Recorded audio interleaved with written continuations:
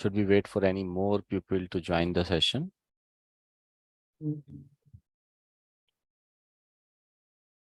Am I audible to everyone?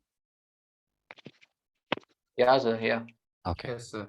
So do you have any more participants or your colleague who is supposed to join, or shall we start?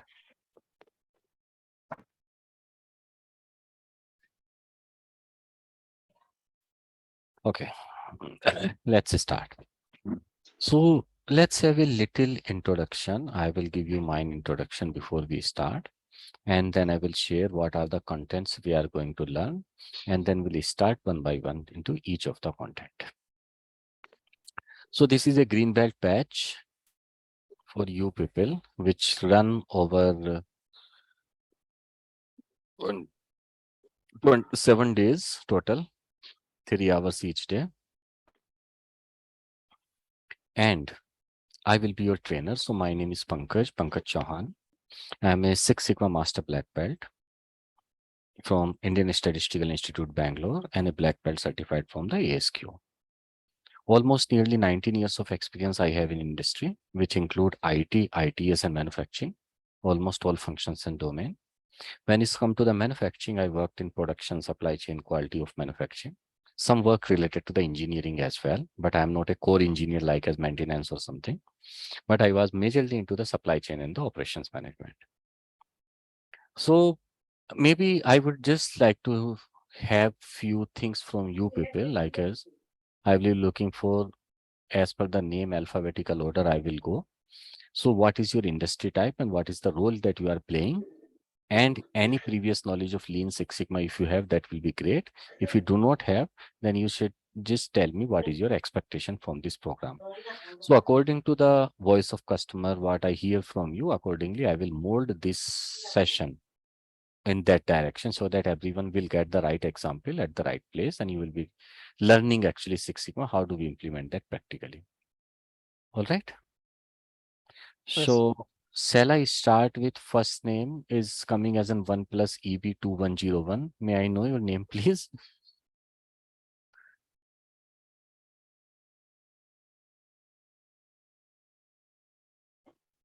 No?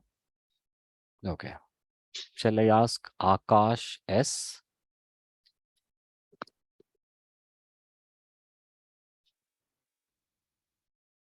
Gets in Bangalore. Okay. Am Hey, I audible? Akash. Yeah. Yes, very well. I can hear you. Yeah, I'm working at Nexus Gets at Bangalore.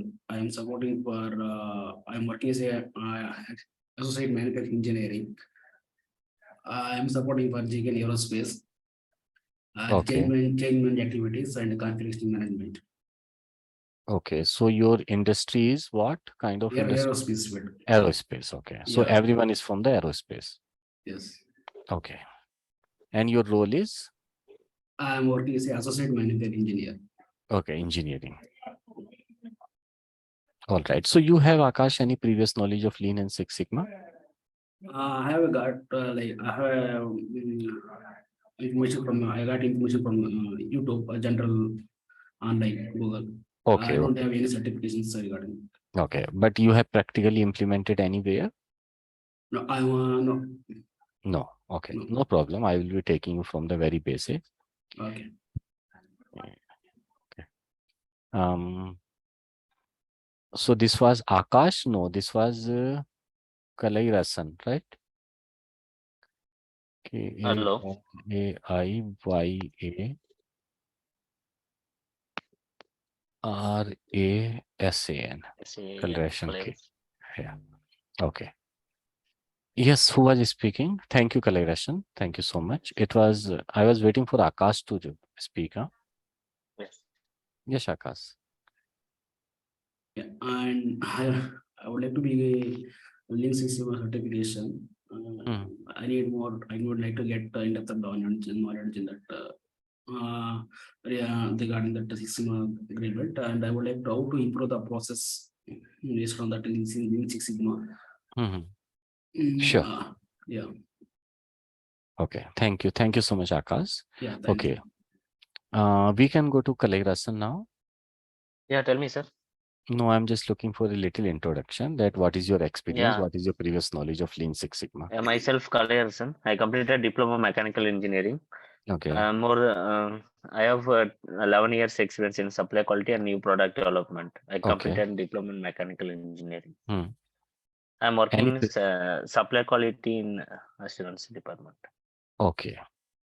So it's a mechanical engineering you have in the same aerospace and into the supplier Yeah, part. aerospace and defense Hmm. manufacturing, ICAL technologies. Okay. Thank you. Thank you so much. You have any previous knowledge of Lean Six Sigma? No, sir. Yeah, our colleagues completed in green belt. Okay. I don't know any idea. All right. No problem. I will be taking you through the basics only. Yeah. Thank you. Thank Yeah. you, Kalaira sir. Yeah. Bharat Kulkarni.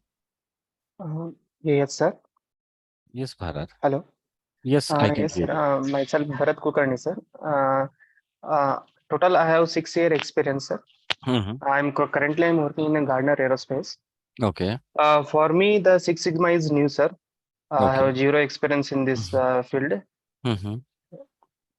From basic onwards, I need to learn. Okay. So you don't have any previous knowledge. And what is your role, Bharat? Senior engineer, sir.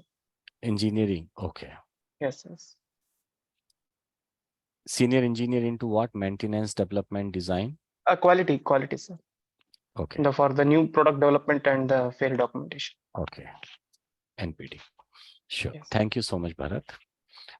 Nikhil Reddy. Hi, Pankaj. This is Hello. Nikhil Kumar. Hi, Yeah, Nikhil. yeah. Actually, I am carrying around 5 years experience in automotive and aerospace industry. My role is quality and reliability engineer. My expectation from this training is in-depth application of Six Sigma in quality domain and how to implement it in quality domain. Okay. So you have any previous knowledge? Just now I go through the white belt training in Udemy. So it's just a basic thing. Okay. Sure. Thank you, Nikhil. Thank you so much. Balu Prakash.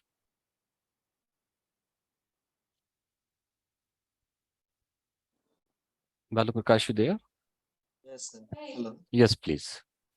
Sir, I am Balu Prakash. I am working in aerospace company in 10 years, sir. Department. Okay. Engineer roles. Engineer into which domain? Sir? Which domain?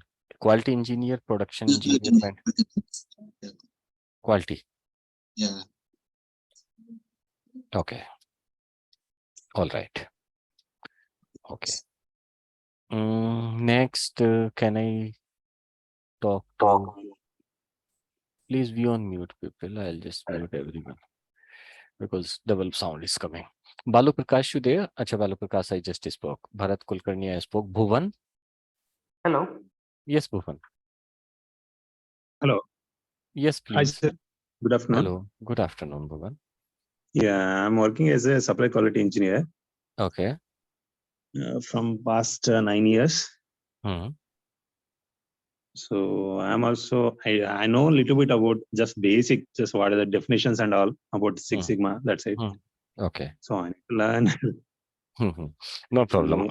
I'll take you through the entire journey of Lean Six Sigma. Need not to worry about. I'll take care of that. Yeah. Okay. Okay. Thank you, Bhuvan. Okay. Inadurai Murugesan. Hello. Hi, sir. Hello. Hello. Yes, I can hear you. Yes, sir. Sir, I have myself Shinadara Murugesan. So I have an aerospace industry experience. First 8 years. So my role is a supply quality engineer. Okay. Perfect. I don't know about what Six Sigma. Okay. This is first time. Okay. Okay. No problem. Yes, No sir. problem. Okay. I'll take you through the entire journey. Okay, sir. Okay. Thank you. Thank you so much. And next name, I can say Deepak. Yeah, good evening, Pankaj. Good evening, Deepak ji. Yeah, I am Deepak. I have 19 years experience in quality and production and supplier quality. I basically completed my mechanical engineering. I worked as a supplier quality manager in aerospace industries past 5 years.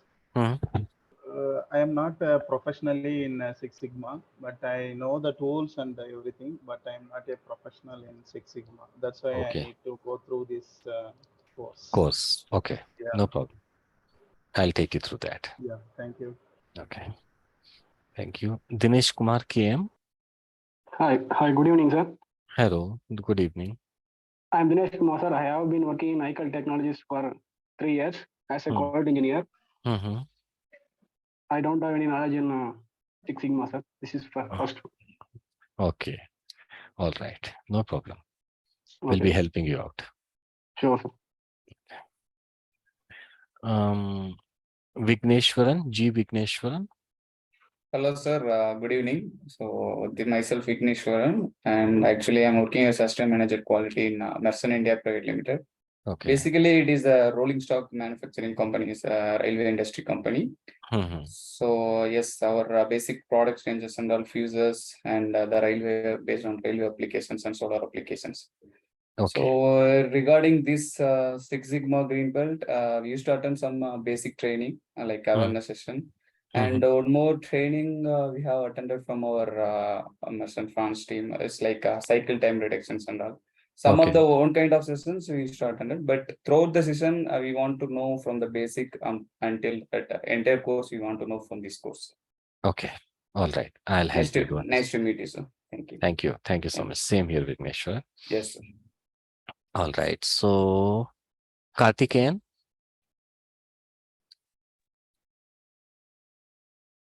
Karthikeyan. This is Karthikeyan. Hello, yes, sir. Hello. Yes, please. So this is Karthikeyan. So I have 7 years of experience in quantum and MPD. So I'm working in ICAL Technologies as a supply quality engineer. So I do have some basic knowledge on lean manufacturing. Okay. But in case of Six Sigma, I need to improve my knowledge more so that I can make a process better. Okay. All right. Thank you. Then Murali M.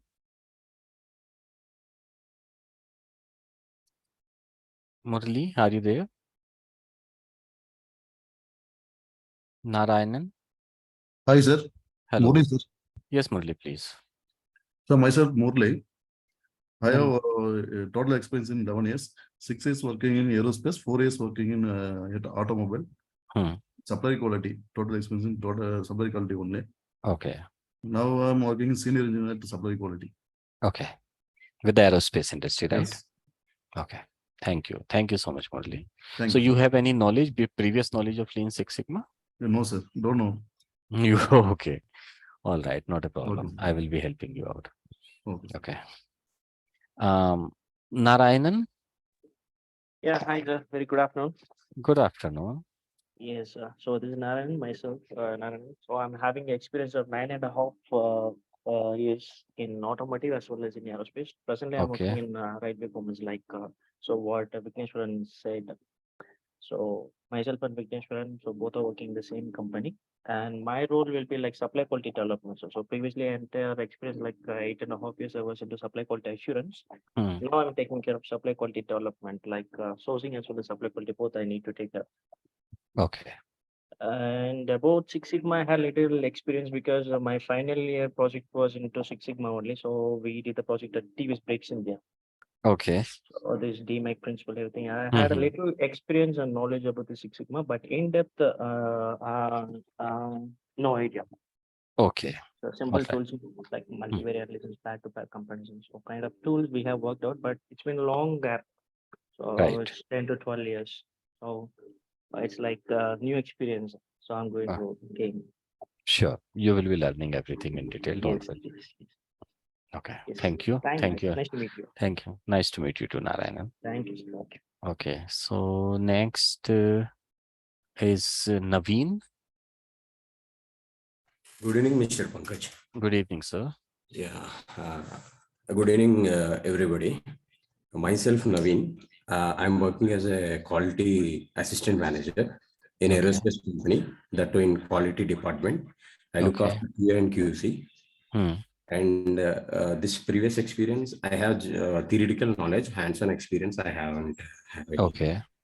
Yeah. Okay, so you have read it through or maybe watched the video or something somewhere, huh? Yeah.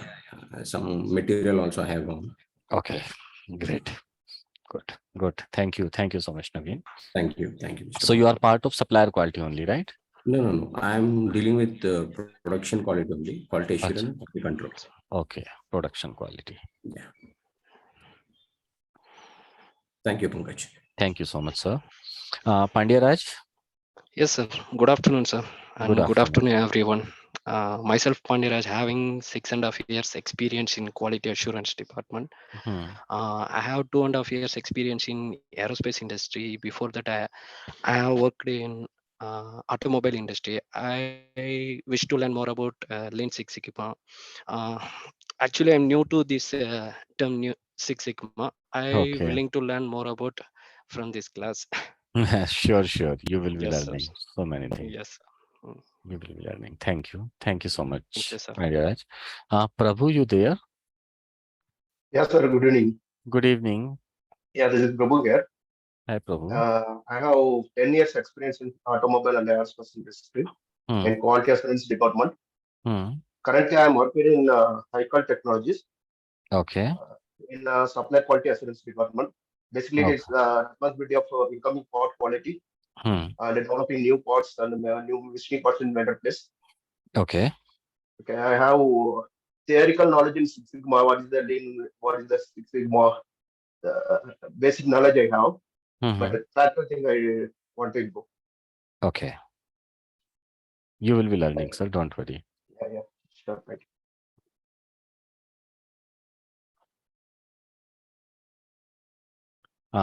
Shri Gunam. Hi, sir. This is Sri Guhan. Hi, Shri Gunam. Good afternoon, sir. Good afternoon, Ji. Sir, actually, I have 4 years of experience in both automobile and aerospace industries. Okay. And the Lean Six Sigma is completely new for me. Okay. I don't have any idea about this. What the Lean Six Sigma is, huh? Yeah, sir. No problem. That's not a problem. You will be learning that. Okay.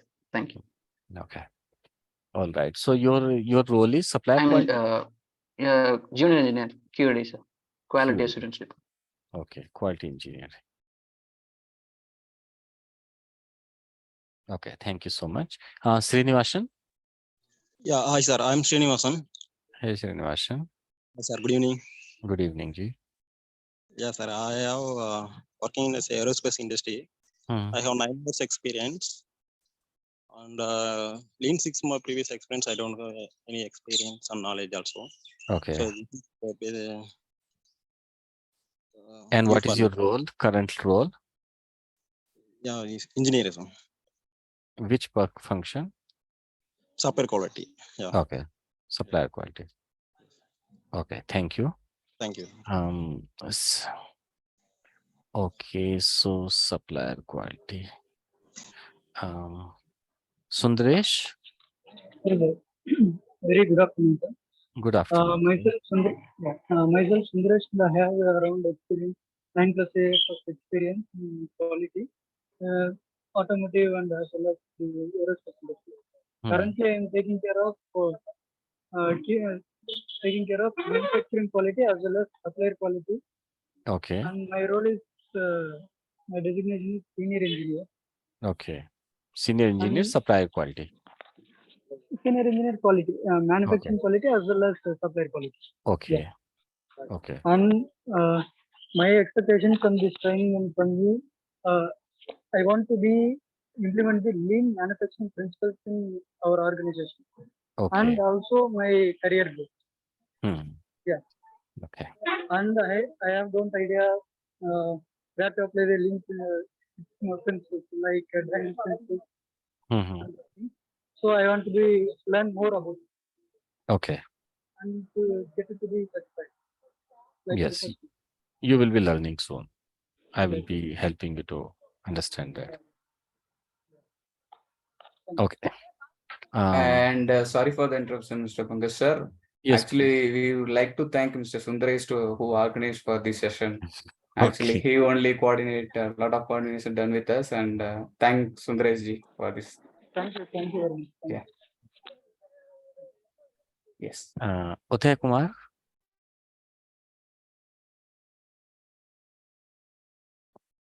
Uday Kumar, you there? Okay. Vignesh, I think Vignesh, I spoke.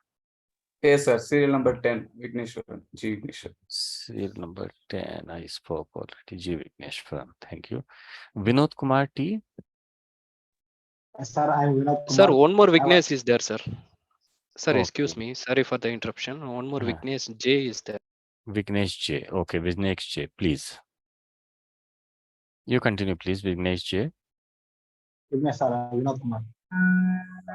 Hello. Yes, Vignesh J, please continue. Yes, sir. Yes, sir. Vignesh. So, I have some interruption.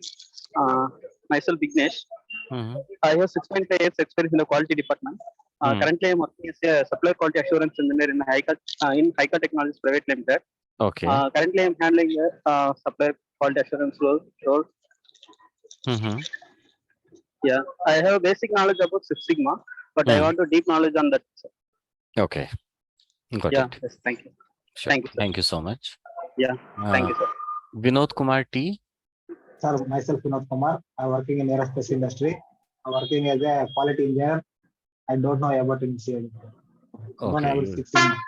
Okay, no problem. That's what I'm here to help you. Ramchandra. Ramchandra. Okay. Is there Sir, anyone? sorry for the interruption. Myself, Uday Kumar, sir. Yes, Uday Kumar. Currently, I am working in a supplier quality assurance in Kaika Technology in Bangalore. Before that, I have worked in some automobile industry and aerospace industries around 9 years experience, sir.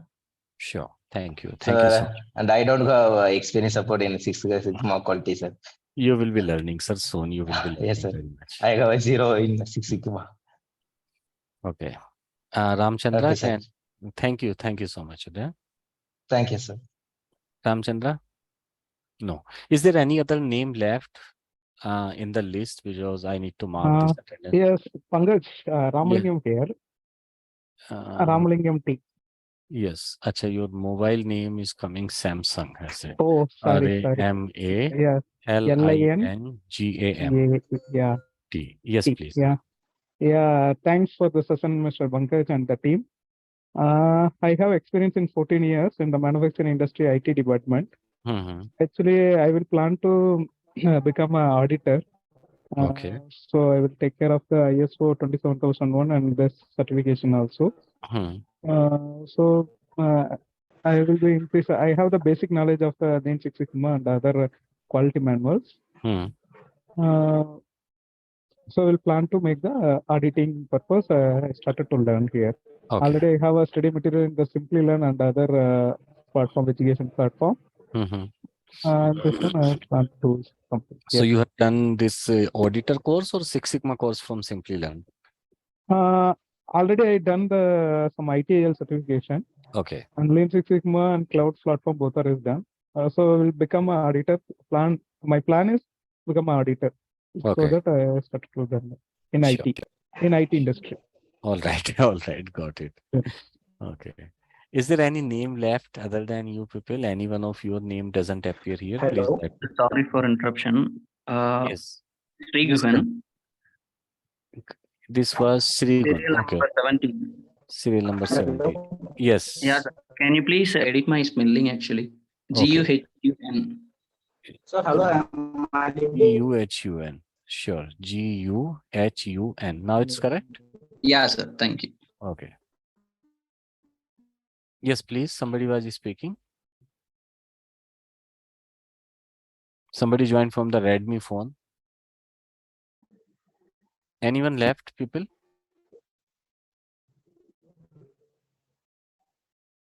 Hello, anyone? Hello.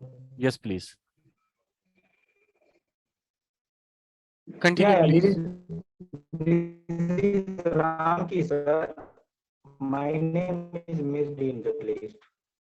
Because you joined from the mobile phone. Mobile Yeah, phone this name is is coming as Ram. I'm from your voice is breaking. education Your department, network is having too 10 weak.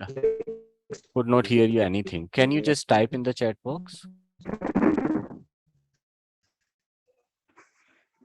Now, sir, can you hear me now? It'll better. Yeah, it's better. Can you hear me now? Yes, better. Yeah, this is Ram sir, having 10 years experience in quality assurance department. Coming to Six Sigma, I have no idea. But I hope at the end of the session, I will not say the same answer. RAMKI. Yeah, RAMKI. Initial is T. RAMKI. Space T. Okay, got it. Yeah. And you are part of manufacturing. Okay. Thank you so much. Is there any other person, basically the name left here, which I did not add? No. Okay. No, so, maybe 25 people are connected now. Yeah, thank you. Thank you so much, everyone. So I'm just closing this Excel sheet and I will be taking you through the journey of what we are going to learn. So I will give you the brief introduction about the lean, what lean is, history, how it is lean started, what is the 3M, value add, non-value add, necessary non-value add, 8 wastages, Kanban, 5S, okay, tech time. A brief introduction. Then I will tell you about what exactly the meaning of Six Sigma, how the variation plays an important role in Six Sigma, what is the standard deviation, which is the unit of measurement of variation, and how do we calculate the different level of Six Sigma. Either levels is 4 Sigma, 5 Sigma, 6 Sigma, 7 Sigma, those things we'll understand. We'll understand that definition of quality because everyone is from the quality. So I will learn from you only what do you mean by quality. How we differentiate between defect and defective, and how do we calculate the DPMO level, and how do we convert the DPMO level into the Sigma level. Then, because this is the comprehensive course for the long, so in case many of the things which is not needed for you people, so we will skip them as well. Like as Kano model, probably I will explain, though these all the things I will be explaining you. Then we'll understand about the quality theories. We'll understand what is the difference between the efficiency and effectiveness. And we'll understand when to apply lean and when to apply Six Sigma. Then we'll talk about the 7QC tool because I'm sure you all people must be using the 7QC tool because you are part of the quality supplier quality operation. So these are the basic things that everyone should know. Then we'll understand what is the practical and statistical approach in the define phase. What is Y is equal to F of X, voice of customer, business, process, or employee. What is the critical to quality or critical to X, and how do we write a project charter for the Six Sigma, which include problem statement, goal statement, business case, roles and responsibility of a Six Sigma professional, how to write a team charter, how to do the stakeholder analysis, what are the different team stages that project will go through, recimetric communication plan, SIPOC, process mapping, and last will be the cost benefit analysis. Then we'll be understanding the different type of data, how to write an operational definition, what is the major sampling method, how to calculate the sample size statistically. I'm sure you must be calculating some sample size statistically. Those things we'll learn for the continuous as well as for the discrete data. Then we'll talk about the basics of statistics, which include prescriptive, predictive, inferential, or prescriptive. Then we'll learn about the descriptive statistics here in form of central tendency and dispersion. We'll be doing the baselining of our data. Like as we'll understand what is the mean, median, mode, variance, standard deviation, kurtosis, skewness, everything. Then we'll understand the basics of hypothesis testing. And the based on hypothesis testing, we'll be understanding it's a common cause variation or a special cause of variation. We'll understand the randomness of the data with the help of run chart, normality of the data is normal or not normal, and the independence of the data. We'll be talking about the 3 types of root cause we talk. When we have initial stage in the measure phase, we'll be having the probable root cause. With the help of statistical analysis, we'll be validating that into the validated root cause. And what are the root cause we can take action is called as an actionable root cause. As in part of the automobile on the aerospace, MSC or measurement system analysis is must. Every time whenever we are measuring any value, that values, all the data, whatever we are collecting should be approved by the MSC. So how to do the MSC? MSA, I will be helping you to understand both for the continuous as well as for the attribute agreement analysis. I'm sure you must be doing the MSA. Then we'll understand the process capability for the normal and not normal data both. And then it's a short term and long term I will be explaining you. Then we'll understand about the yield calculation. So till the measure phase, this is your main part of Six Sigma, which will be focusing. Analyze phase, other than the YY analysis, rest of the parameter are not significant for the automobile or the manufacturing industry, but I will touch upon. In improve phase, the major thing is when you prioritize the solution and how to do the risk assessment with the FMEA. And in control phase, I will be explaining about all the type of control chart, 3 type of control chart, IMR, X bar R and X bar S for the continuous data, and C chart, U chart, P chart and NP chart for the attribute data, which I will be explaining you. So these will be the content. Just to save the bandwidth, people, I'm just switching off my camera now, but in case anyone need that I should be on the camera, I can do that, but I think it's not needed and we can talk comfortably. I will be answering all your questions. So after introduction, I understand one thing, that everyone is working with the automobile or maybe aerospace industry, manufacturing, and most of the people are into the quality. So I will be taking your project journey or the sample, whatever the examples I'm putting up in that context only. So before we go, let's understand what is the meaning of lean. I'm sure because people are working in the manufacturing, you already understand the meaning of lean, but let me tell you from my perspective, what is the lean is. You can ask me question anytime, just raise your hand, because so many people, if I'll ask the question at a time, so it will be very difficult to listen and understand. So please raise your hand in your attend this part, which you, when you click on the participant, just raise your hand to ask question and I will come to you. All right, I will answer your question. So what is the lean? Let's understand with an example. We already know that lean definition is waste elimination. This is what the meaning of lean. If I ask you, let's say I am going to have a 1 mile of race, and there are 2 participants in the race. One is the participant 1 and participant 2. And you have only one data point about these people, which is suppose their height. Height of the participant 1 is, let's say, 6 feet and maybe 2 inches. And height for the second participant is, assume, 5 feet and let's say 7 inches. And I ask you a question that who will win this race? So what should be your answer based on this general assumption? If you make, you can type in the 1 and 2 in the chat box.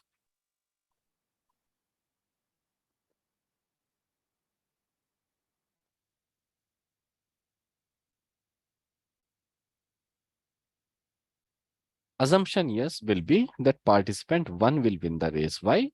Because the participant 1 having more height. Height is more, so he will be able to step longer and he will win. Right. I have the same assumption. Now I add one more data into this another phase of this analysis, or maybe the second phase of the analysis, and that is about the weight. So weight of the participant 1, which is the 6 feet and 2 inches height, assuming is around, let's say, 100 and maybe 8 kg. And the participant 2, which has a shorter height, is the weight is around, let's say, 72 kg. And now I will ask you that who will win. So what should be your answer?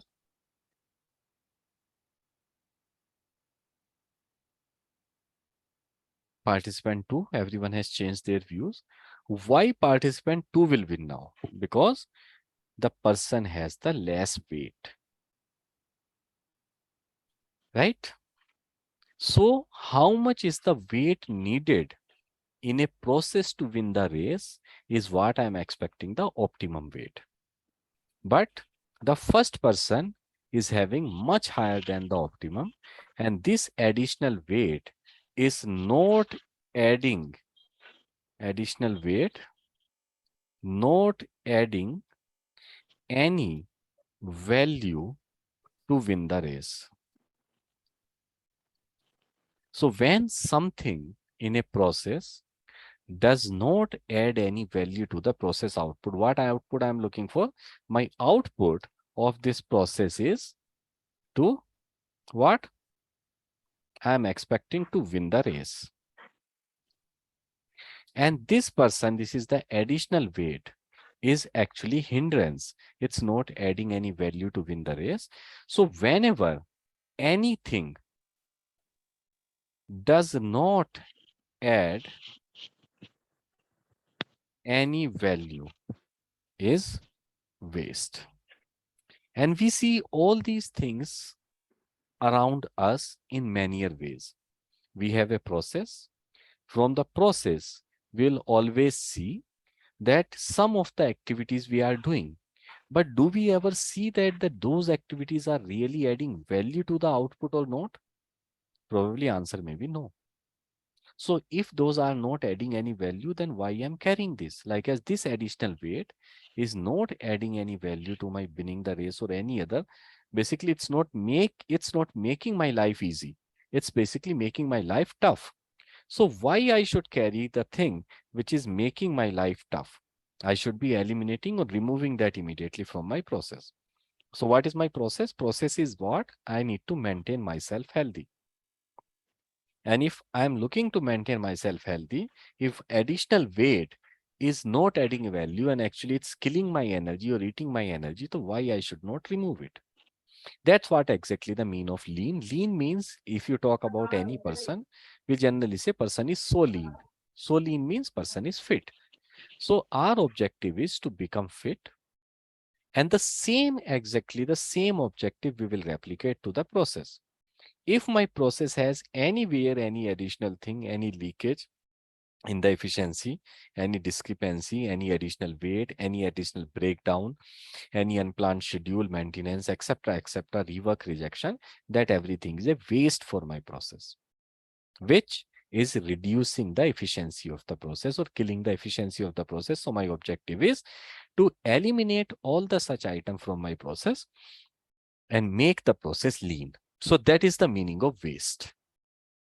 Is there any question till here about understanding the meaning of waste? Waste is anything that does not add any value, is a waste. Or anything unnecessary.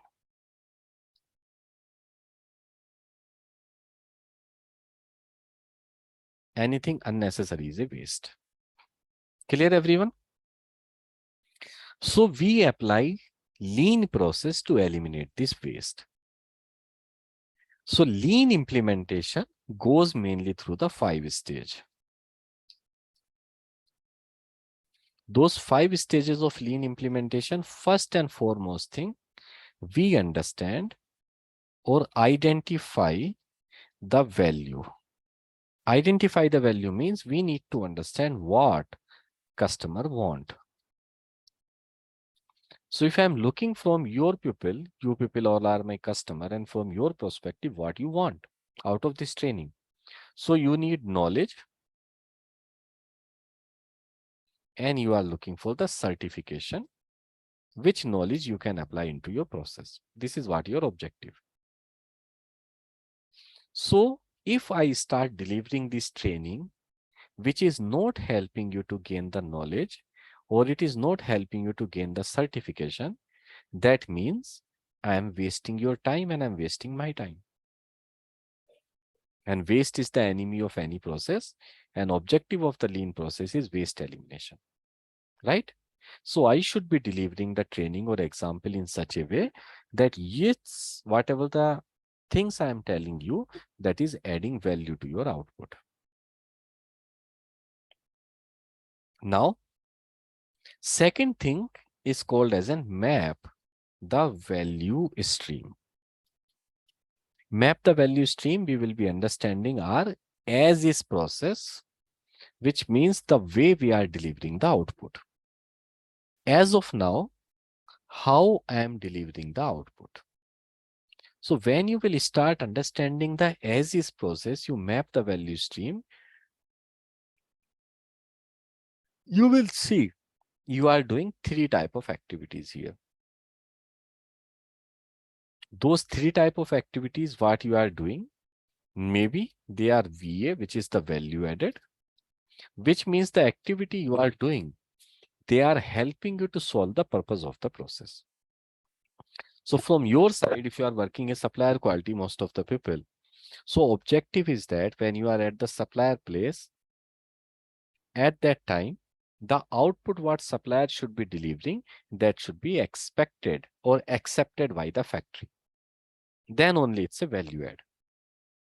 If any of the product what is sent by the supplier is rejected, all the things which is not working well at the manufacturer end, those will be the non-value add. So whatever we are doing to deliver those output, those activities, if it is adding value to the final output, they are value added. If those activities which we are doing is not adding any value to the final output, then it's a non-value add. Many a time we do some activities which is necessary but non-value add.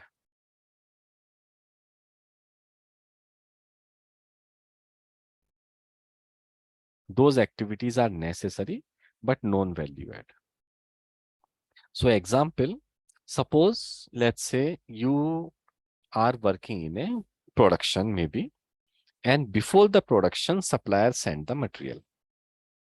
Supplier send the material, supplier send the certificate as well, and supplier is ensuring that all the product, whatever the supplier sent, is meeting the expected level of quality. But you are not sure about that, and before you start doing the production out of those material, you wanted to make sure that yes, all the material is meeting the quality level.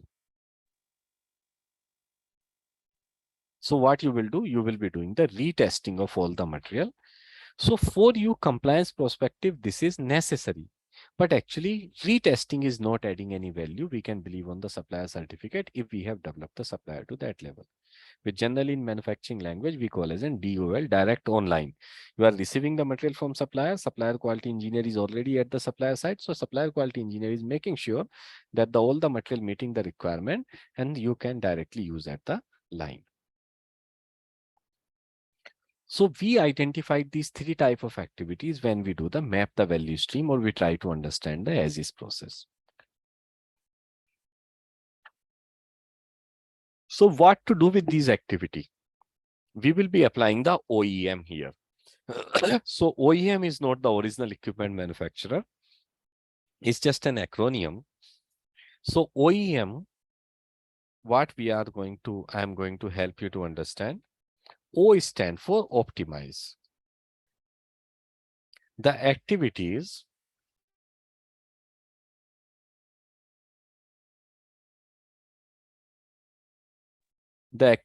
which we are doing, we already know they are adding value to the output. So we will try to optimize them to get the maximum output out of these activities as much as possible, which is called as an optimization. Now you know the second category of activities which is not adding any value. So what we'll do with these activities? E stand for eliminate. So we will try to eliminate all these activities which are not adding any value, completely removed from the system. You will see when you will study the process, you will see many of the activities in your business, in your process, we are just doing, but they are not adding any value to the output. We'll be eliminating those. And the third type of activity we'll be doing, just a second, people, just a minute.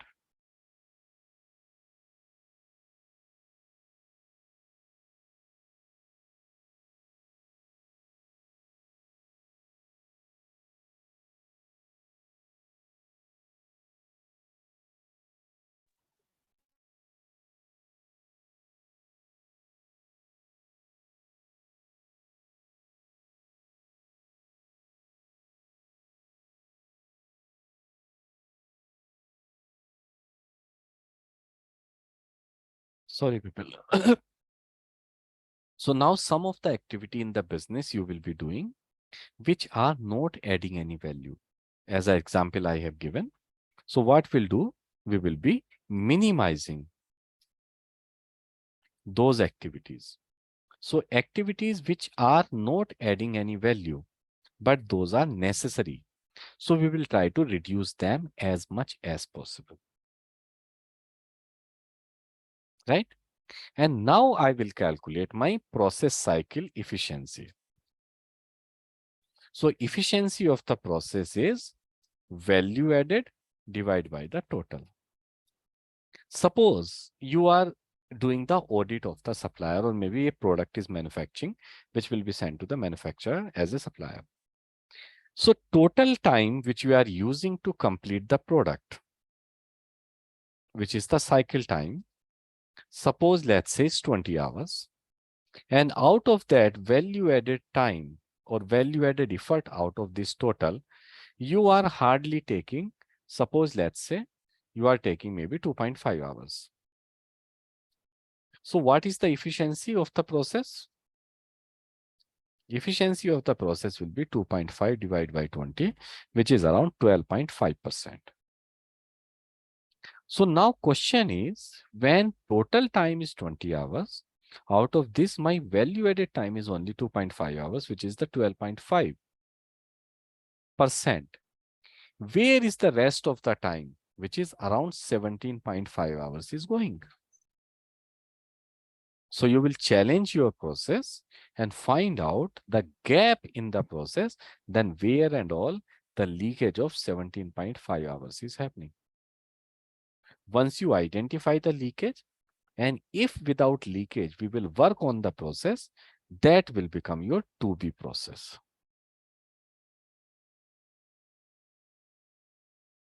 To-be process in lean language we call as an establish flow. Flow means activity flow. What is the meaning of flow? Flow means the right sequence of the activities.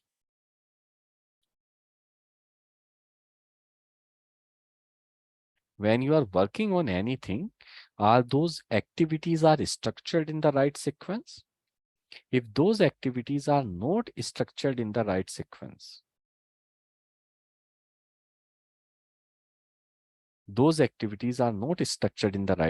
then you have to make in the right flow. This will be your to-be process. Once the to-be process implemented, you understand what are the activities you are doing, all the right activities is the value add you are doing, and you are doing in the right sequence. Then we implement the pull. Everyone understand the meaning of full, which means what you need and when you need at the right quantity that should be available, which means simple, it's a just in time. So what you need on the line when you are running the production, when you need, how much you need, that everything should be available at the right time, at the right place, in the right quantity. Right? That means we'll be implementing the just in time here. Because Lean and Six Sigma is a continuous improvement process. So we'll be looking for how I can make my process perfect. Fifth step here will be to seek the perfection. These are the things we do in a lean implementation. Any question till here for any one of you? Please raise your hand and unmute, and then we'll talk one by one. In case any question.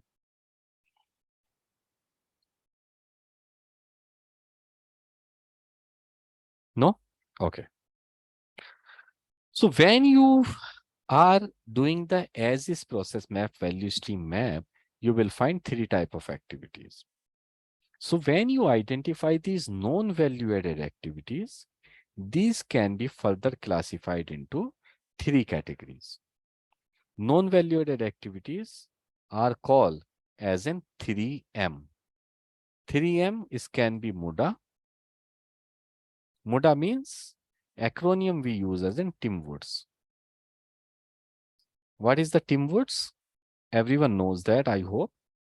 I will explain that. Then you do for the Mura. Mura is your variation. And Muri, which is the burden, overburden. These are the 3M we do. Mura, I will explain you next. Let me first explain you the TIMBOOTS. So TIMBOOTS is an acronym which stands for the waste categories. So T stands for transportation. I stand for inventory. M stand for motion. W stand for waiting. O stand for overproduction. Second O stand for overprocessing. And the D stand for defect. And S stand for the skills. This is how we call as in TIMBOOTS. Say you know the definition of waste is what? Anything unnecessary. Anything unnecessary is a waste. But when you look for the transportation is necessary for every industry. But when you are doing the unnecessary transportation, that is called as a waste. And people are coming from the automobile industry. You must have seen, suppose it's a Toyota plant or maybe it's a TVS plant. If TVS on Toyota, are they really manufacturing the vehicles? Answer is no. They are just assembling the vehicles. And suppose this is your assembly line in the orange color. And you will have the small vendor premises across all around the assembly line. Why? Because all these vendors are supplying the product to the assembly line. They are manufacturing different components, and then the finally car is assembled and they are sending to the store or maybe the market. Why they are doing this, all the vendor, why they are vendor around the assembly line? Because they wanted to reduce the transportation. So when you will say movement of vehicle or transportation outside the premises is the waste of transportation. Because the transportation is in your control. So we will not be keeping unnecessary inventory of the input material at our places. Right? All the input, all the inventory will be maintained by the vendor. Vendor will be managing their inventory. We are just receiving the final product which will be used for the assembly. So need not to worry about inventory. If I don't have the inventory, anything inventory available, so I will not be moving here and there and struggling to find where is the part is kept and where is the order, where is the delivery, where is the vehicle and all. So I will be able to reduce the motion as well. Motion is movement of the people or maybe the vehicles within the premises.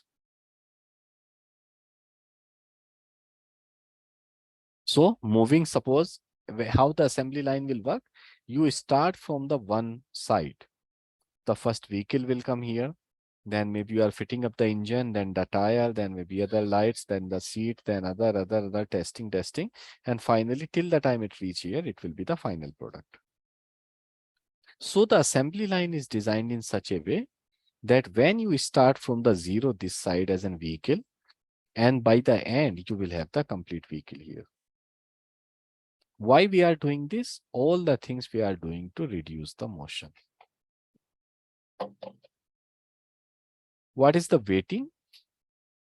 Waiting is when the previous step is not completed and the next step is waiting for that. Suppose you have an assembly line here. Until unless engine will not reach, you will not start assembling the vehicle. So all the people, all the staff, all the machines, rest of the machines are just waiting for the engine to reach so that you can start assembly. So waiting means, and waiting, there is a many example in general as well. In our daily life, we wait for so much. We are going to canteen, we'll be waiting. We are going to the bank, we'll be waiting. We are going to airplane. maybe to board, to fly, we'll be waiting in the queue. We are going to train, we'll be waiting for the train. Everywhere there is a waiting. So in waiting, if you are waiting or your process step is waiting for anything, what value add you are doing? None. You are just wasting your time. So waiting is a waste, and we will always try to eliminate or reduce as much as possible to the waiting. So that right first time at the right place, in the right quantity, we have the material available. All right, that's what we'll be doing for the waiting part.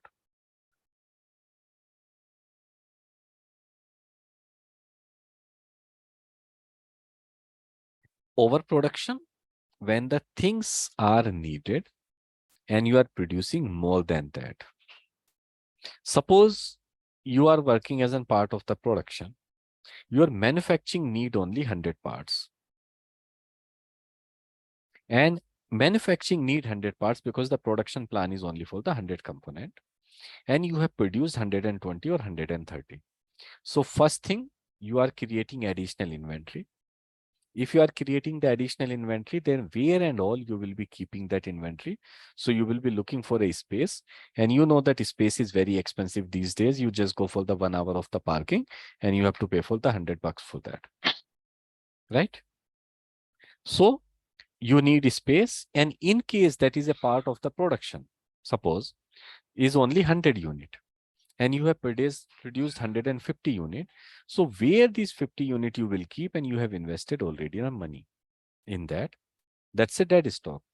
Not sure when the turn will come that you will produce another 50 units.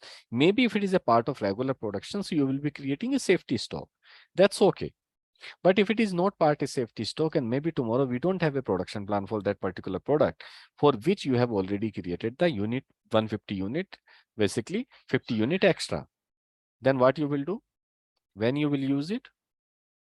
I have no answer. So that means I have created the waste of that.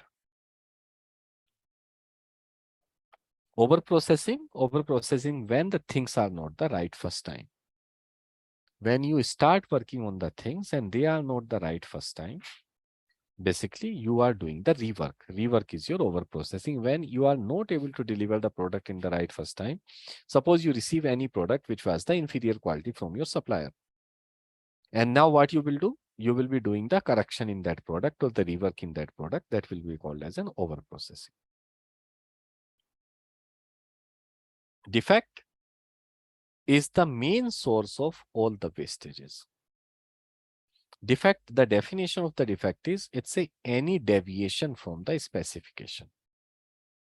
If a specification says the dimension should be 20 into 20 and you receive a product with the 20 into 24 and the 20 by 24 product you cannot use for your production, which means it's deviating from the specification, and this will become a defect.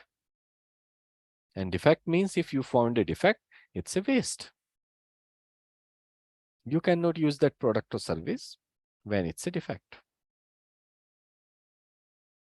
Next one is the skill. Skill is maybe you are good at the supplier quality. But if your manager is asking, no, you have to work in the production. While you are not good at the production, so will you be able to work in the similar way as you can work in the supplier quality? Or maybe you are good in the production, but I'm asking you to work in the quality. You may not be able to deliver the what you can deliver in the production. So utilization of skill is very, very important. Either it's belong to people or the process or technology. Maybe one machine is really good in running at the 100 RPM speed and the second machine cannot run at the 100 RPM. It's only 80. But you are expecting both the machine to run at the 100 RPM because both the maker is same or the make is same. That is not the fair expectation. And that's how it will lead to the muri. I was telling you muda mura muri. Muri is the burden you are creating on the process when actually the capacity, the design capacity is for the 100 RPM and you are running at the 120 RPM. That means you are creating the burden. And whenever the burden will happen on any pupil or the process or technology, what will happen? Breakdown. Straightforward, it will be the breakdown.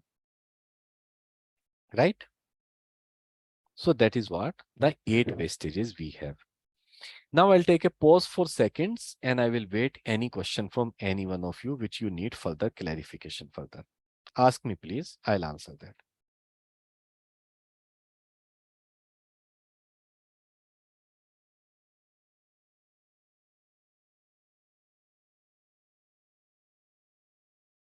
No? Sir, this is Vignesh.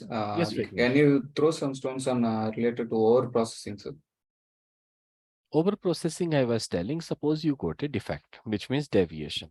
I'll take a very simple example. Let's say, I think you stay in Bangalore, Vignesh? Yes, sir. Okay. You are staying in Bangalore and let's say weather is good. It's evening. It's about to rain. Suddenly, let's say rain is started and you feel that I wanted to have a cup of coffee. You went to the kitchen, you prepared a cup of coffee and you came back to the balcony and now you are enjoying.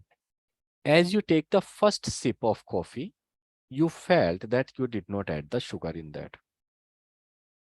So sugar you did not add, that is a defect, which means it's deviating from the specification.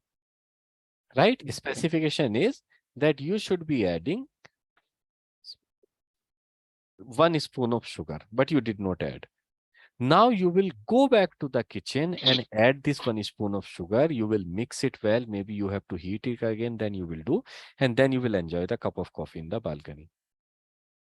So entire process, what you have done, because you was deviating from the specification, that is resulting into the extra processing.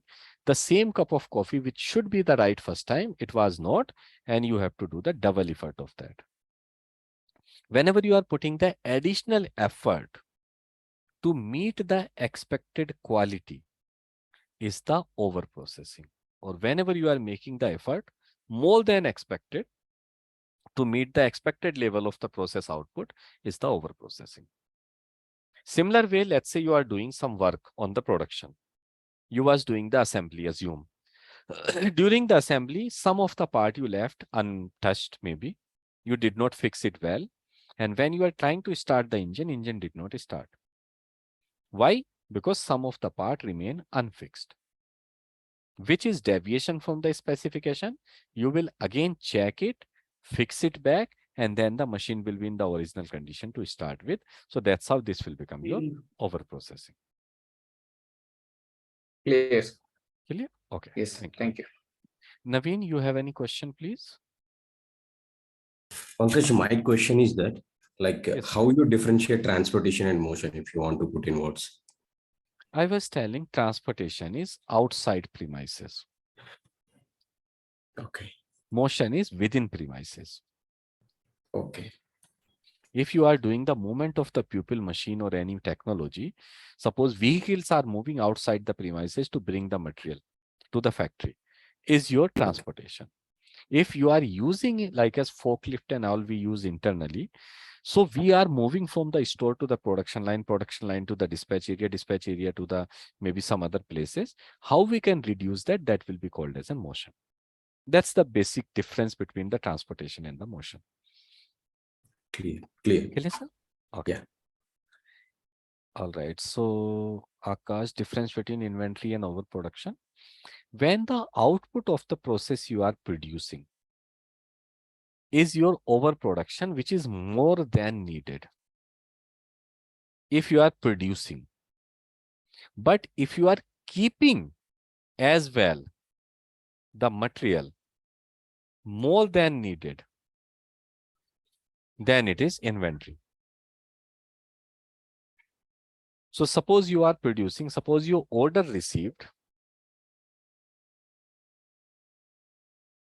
for the 100 units and the production you have done for 100 and let's say 20 units. So this is your overproduction of 120 minus 100, which is the 20 unit. Now you receive a order for the 100 unit. And because you are expecting that order I will receive later as well, another month on the month-on-month basis, I am receiving the 100 units every time. And the inventory you have kept at one time only against the order of 100, you kept the inventory of, let's say, 200 units. that means it's a this is the inventory. When you are producing more than needed, it's the overproduction. When you are keeping the inventory more than needed, is an inventory waste here. This is the way I will be defining this. Many a time, some of the definition in the lean production look like similar, and actually they are similar as well. In many conditions, overproduction, overprocessing will be the meaning is the same. Or defect or the maybe overprocessing will be the same. Sometimes it's same, but the basic difference is this is the way I can explain you or I am telling you. Is rework or repair process coming under overprocessing? Yes, rework and repair is the part of the overprocessing because you are doing the extra processing which is not needed if it would have been in the right first time Ramki. Any more question?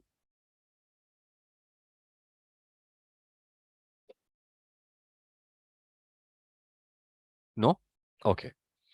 So this was about the MUDA, waste, or the lean implementation. If I talk about the variation, because lean and Six Sigma is all about variation reduction, all the defect reduction, all the waste reduction, right? And three type of waste we have: MUDA, MURA, and MURI. MUDA we understood. Now if I want to understand the MURA, so what is that MURA or the variation? Let me give you a situation. You have two engineers in your team. Engineer 1 and engineer 2. You are assigning the task to both the engineer. Engineer number 1 is doing in 20 minutes, sometime 22 minutes, sometime 18 minutes, sometime 19 minutes, sometime 21 minutes. You look for the average of the engineer, and the average value of the engineer 1 is 20 minutes. Now you have the data for the engineer 2, who is doing every time the task in 20 minutes, and average is 20 as well for the engineer 2. If I ask you a question, you have another task which you will be assigning to these engineers. Whom you will choose? Both the average is 20. They are taking 20 minutes only. And if I ask you, you have to choose one engineer out of 2. So whom you will assign the task? And why engineer 2? Any specific reason? Because average value for both is same. Yes. Reason is stability. There is no variation. This data is stable. This data is, if it is stable, that means it is consistent. And if it is consistent, it is predictable. Because one person is doing in 2022, 18, 19, 21. This is inconsistent data. But if you have the data which is every time is doing the 20 minutes, it's the consistent. So that consistency means reliability you have of the output. That whatever happened based on the past data, this person will be doing in the 20 minutes only. This is what the reliability, right? So this is what the variation we have seen in the engineer 1. And variation, Six Sigma is all about variation reduction. Variation is the first enemy of Six Sigma process. And you will be calculating each and everything based on the variation only. Right? You will be calculating each and everything based on the variation only. So how do we measure this variation? If I ask you that I want to measure this variation, that how much is the variation in the engineer 1, the task is completed. So what should be your answer? People? How much is the variation? 4. How do we know that? What is the 4?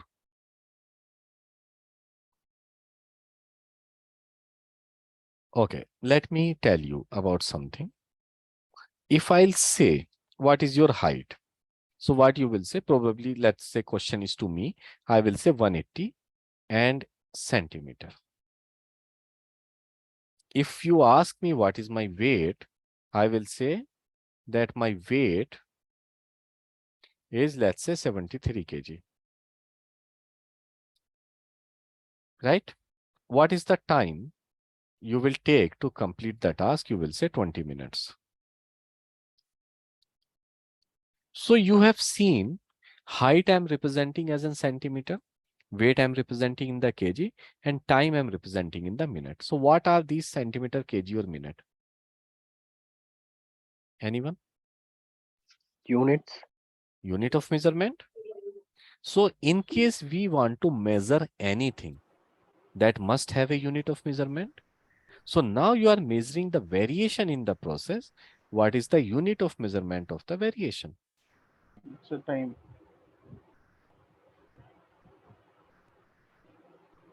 Time. Yes, time is the minute. Time is the minute. That time you are taking. But I'm looking for the variation. How you will measure the variation? Time is the individual data point. Standard deviation. Exactly. This is the standard deviation. This is the key of Six Sigma. Each and everything is based on the standard deviation. Everything is calculated based on the standard deviation.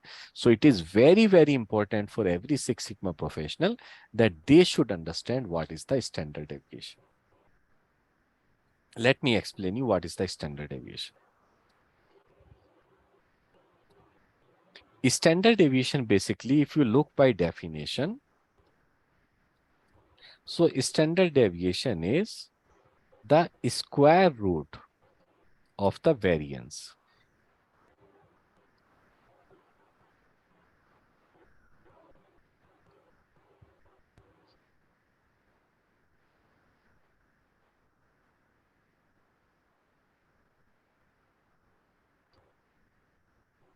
Okay.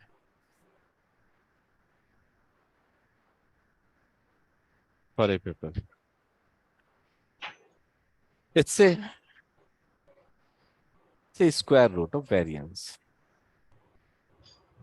Now, if I ask you what is the variance, then, because to understand standard deviation, which is the square root of variance, I should know what is the variance. So variance is, no, that's a range. Variance is the average value of squared deviation. Variance is the average value of squared deviation. And what is the deviation? Deviation is the difference from average. Let's continue the last example, and this is the way we'll be calculating the standard deviation manually. And I will tell you the Excel formula how we can calculate the standard deviation in one click. So let's take, suppose I was looking for the last example. These are the task is completed by the engineer. So let's say you are doing any task. Suppose you are fixing a bolt. And here is the time to complete a task. The time to complete a task randomly I'm taking somewhere around 20 minutes to 30 minutes, suppose. And you have collected the data for the past few tasks. And as per the last 20 sample, this is the time you are taking to fix a task. I hope everyone is there with me till here. Yeah. Okay. Yes, sir. So you have got the time to complete a task. What is the next thing? This is your individual value, which is represented by xith value in statistics. Like as if I say this value, first value is the xi1, second value will be xi2, and third value will be xi3, and so on. So 20 value will be the xith value up to 20. What I have to take, I need to get the deviation. Deviation is difference from average. So I need to find out the average of this data. Average is always represented in statistics by x bar. So what is the average? If you use the simple formula average, select these values here or number here, you will get the average value, 26.2. And I will be doing this average value across the line the same, copy and paste as an value, and you will get the average value against each of the individual value.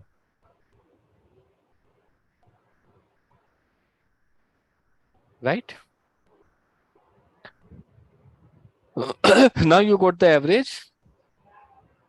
What is the next? I need to find the deviation. Deviation is difference from the average, which is xi value minus x bar value. Xi minus x bar will become your deviation. Deviation is what? Difference from the average. So this deviation, if I see xi is this, x bar is this. So I got some value, and similar way, I will be taking it to the bottom, and I got some values here. But one problem with this data is that some values are negative and some are positive. Why? Because average is the center value.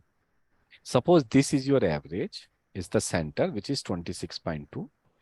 So some values are less than this and some values are more than this. Data is distributed like this around the center line. Right? So the value which is more than the average, they are positive, and value which is less than the average, they are negative. And you know very well that variation cannot be negative. Suppose if you are 2 minutes late to reach office, you are 2 minutes late, it's a positive variance. If you are 2 minutes early to office, that's a, still there is a 2 minutes of the variation, but that will be negative. But variation will always be like as 2 minutes, 3 minutes. That is the difference from the average, cannot be negative here. So what we'll be doing to neutralize the impact of all these negative value, will be doing the square of this deviation.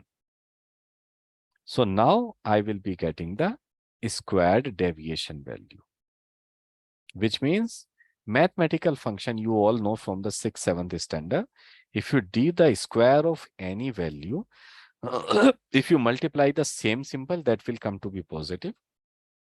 If you multiply two different symbols, that will be negative. So positive, if you are multiplying 3.8 into 3.8, that will be 14.44. And if you are multiplying minus 6.2 and minus 6.2, it will become your 38.4. Similar way, I will do till bottom, and I got my all the squared deviation. Now I got my square deviation here. Next thing is average of square deviation is your variance. So if you want to check the variance is equal to average value of all the square deviation I take, that will become the variance. So variance is 8.96 as per this data. And what is the standard deviation? Square root of variance. Square root if you take, and this is the variance value. So this value is your minus symbol. 2.99 is what my standard deviation of this data. This is the long way of calculating or manual way of calculating. Every one of us have Excel. We are working on the computer. So we really do not calculate these days in a manual way. Everything is calculated automatically. So what we do, we are going to put some formula here. So this standard deviation or the variance what you got for the population data, entire sample, basically we are using. But what actually will be using, if you want to get the same values, you will be using the formula in Excel, which is variance is equal to VAR dot P. And you select individual value all, and you will get the variance of this data, 8.96. Same thing you will get the STDEV dot P and you will get the standard deviation as well. Same value what we calculated manually, but we will not be using this as a population function or the entire set of data. In Six Sigma, we always pick up the sample. And based on the sample statistics, we describe the population statistics. So the formula we will be using in real for all the future classes to calculate standard deviation will be stdev.s, which means you are collecting for the sample data, because in statistics, we always study the sample data. And the same way, sorry, this was for the standard deviation. I am looking for the variance var.s. If I use this data, and now this is the formula. So actual variance for your process is 9.43, which we'll be considering, and standard deviation is 3.07, which we'll be considering here. So these are the two formula we'll be using for the comparison of the variance and the standard deviation. You need to remember variance var.s, though we will not be using the variance formula at all, we'll be using only standard deviation calculation everywhere, and stdev.s is the formula which will be used for the calculation of standard deviation. Let me take a pause and we'll wait for any question from any one of you in case any one of you have doubt the understanding the standard deviation.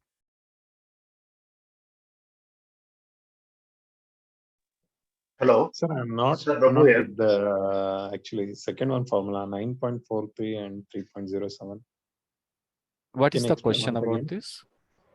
Actually, I'm not get that. How you got that? So in the previous formula, I used VAR is for variance, dot P for the population. I got the value of 8.96. But instead of that, because in Six Sigma, we always study the sample. We never study the population. So I calculated the same VAR.S. S stand for sample. Instead of P, I am using the dot S and selecting the same data. So this will be calculating the variance for the sample data. The same thing I used here for the population 2.99, you are getting stdev.p. But instead of .p, if I use the .s, I will be getting the sample standard deviation. That's the difference, sir. .p or .s. That answers your question or still doubt? Okay. Hello, Pankaj. Yes, please. What is the difference between, but we are selecting same population also same data, sample also same data, but how it differs the value? When you take the average of sample, hey people, this recording you need not to record everyone, because this recording will be shared with you. There will be one Google Drive and all the recordings will be uploaded in that and you can download it. Okay. No need to worry. And the Frixie, who is the group admin as well, the WhatsApp group created, she will be sharing you the link of that.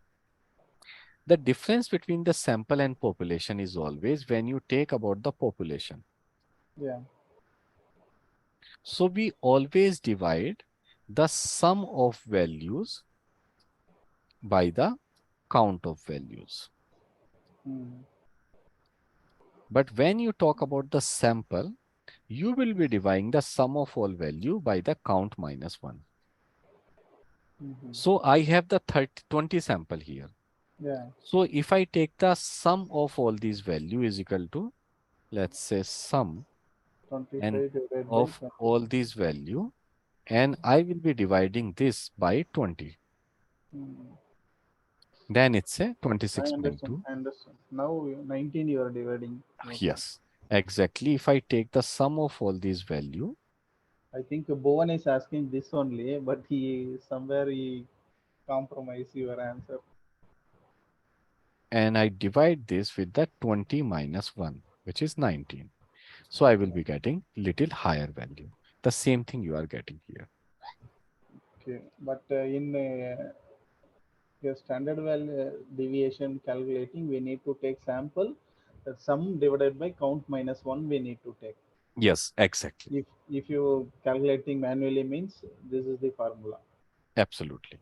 Yeah. So when you are taking the average you will be taking 27.58 here. If I use this average instead of this value, let's say taking the average of this, let me just do right away, is equal to sum of all the value, and I divide this by the count of all the value. I'm putting up the formula straightforward. Yeah. Minus 1. So you will get the 25.2. No, I did something mistake. So let me divide directly by the 19 here, because values are 20, right? Yeah. So 27.5 8. Same value, we got it here. This value I can copy and paste till the bottom, or I can just log this number. And you got it. Yeah. Right? Yeah. So now if I calculate the value as in variance.p, we are getting this. And if I go for the variance.s, we are getting this value. Nothing changes in here. But yes, I'm considering if I divide this all the values with the population, I'm getting this value. And dividing with the sample, I will be getting this value. Because I'm taking individual value. If you calculate manually, then manual calculation, all the value will change to like this. Yeah. Right, sir? Any question? Clear. Okay. All right. So now we understood this part. Let me change this value to the same as we did before, instead of having all these, because that's the right way of calculating.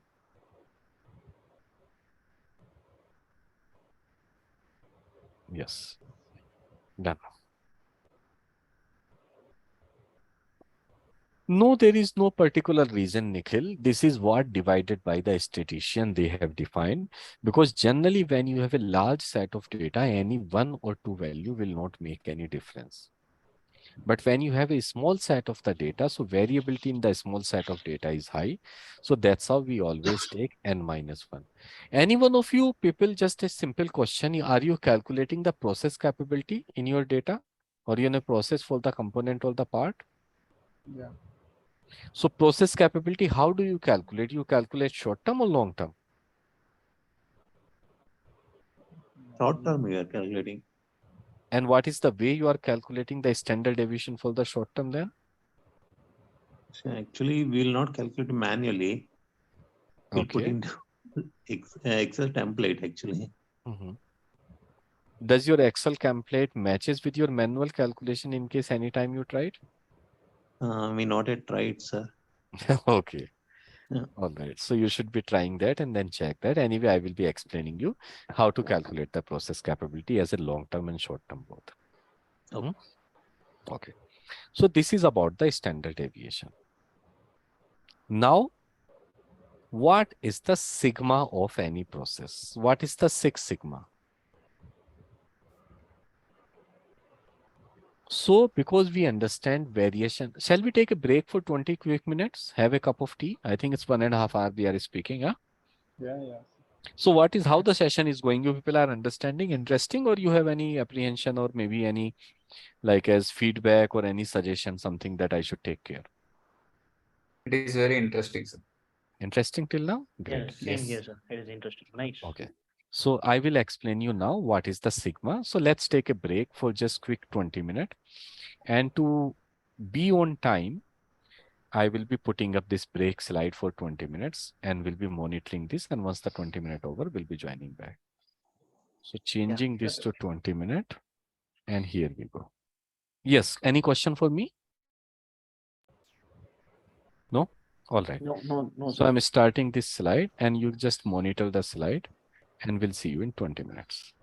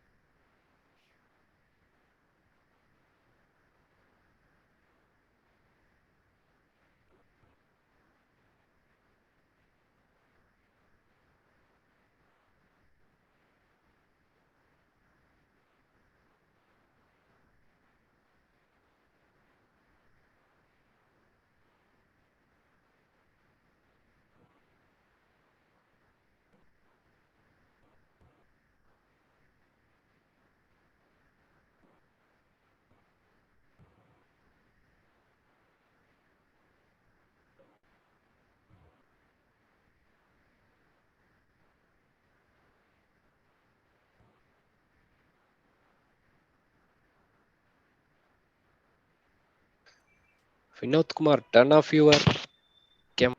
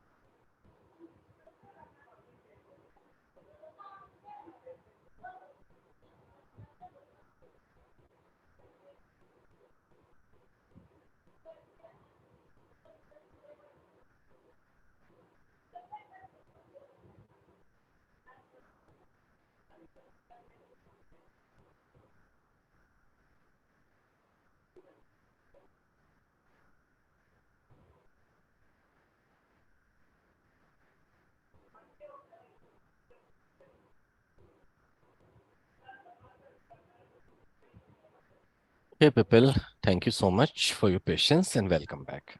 We can start the session now. Okay. We know that lean is all about waste reduction.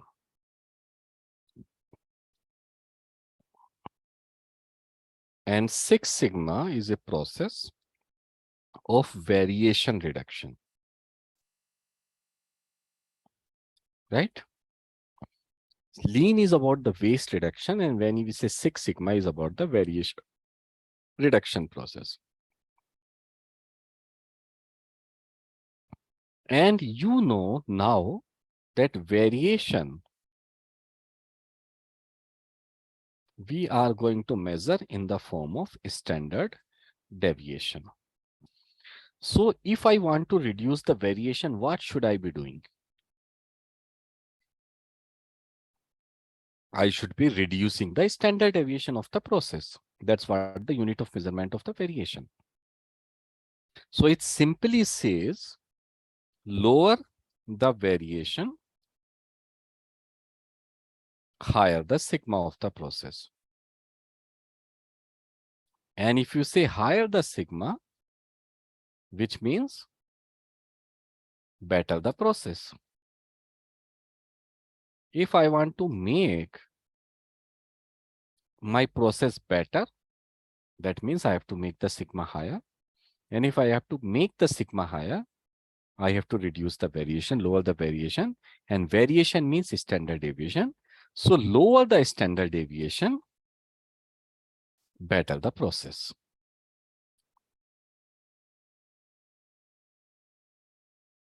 So are we clear about the relationship? What I'm supposed to do? If I want to improve the process performance, I have to reduce the variability in my process. That is what the main meaning. So when you try and calculate the sigma level of any process, what sigma it is performing, so this is as good as that number of how many times, number of means how many times, standard deviation can fit between the given specification and average value. What is the sigma? Sigma of the process is the how many times, number of standard deviation means how many standard deviation can fit between the given specification and the average value is your sigma level. Now we are talking about the specification. So before I tell you that how many standard deviation you can fit, we need to understand the specification. How many type of specification we have heard about, or what is the specification? Anyone?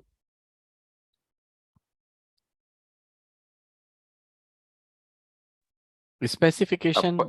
Yes, please. Upper specification limit and lower specification limit, I think. Yes, that's right. Specification are the boundaries set by customer. That what they want, these are the boundaries. So boundaries can be two type. One is one side and the second is both the side. One side boundaries can be when you have the higher is better.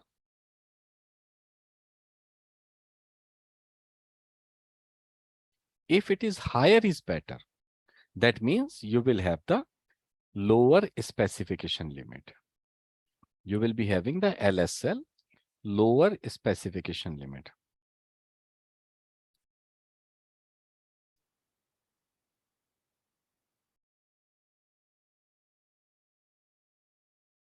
Okay, what is the lower specification limit? Suppose, example if we take. Example wise, if I say, let's say you are doing the production. Is higher is better? If production higher is better, then you are expecting that minimum number of production you should be achieving 95%. So when you will say minimum 95%, that means it's a lower specification limit. Suppose you have a quality. Quality is again higher is better. You are setting up target that it should not be less than 98%. Right? You will have, let's say, customer satisfaction should not be less than 4 on a scale of 0 to 5. You will say uptime of the machine should be more than 90%. So these are the parameters, are the higher is better. Sometimes you have the one-sided, which is LB, which means lower is better. Then you will have the upper specification limit. If it is lower is better.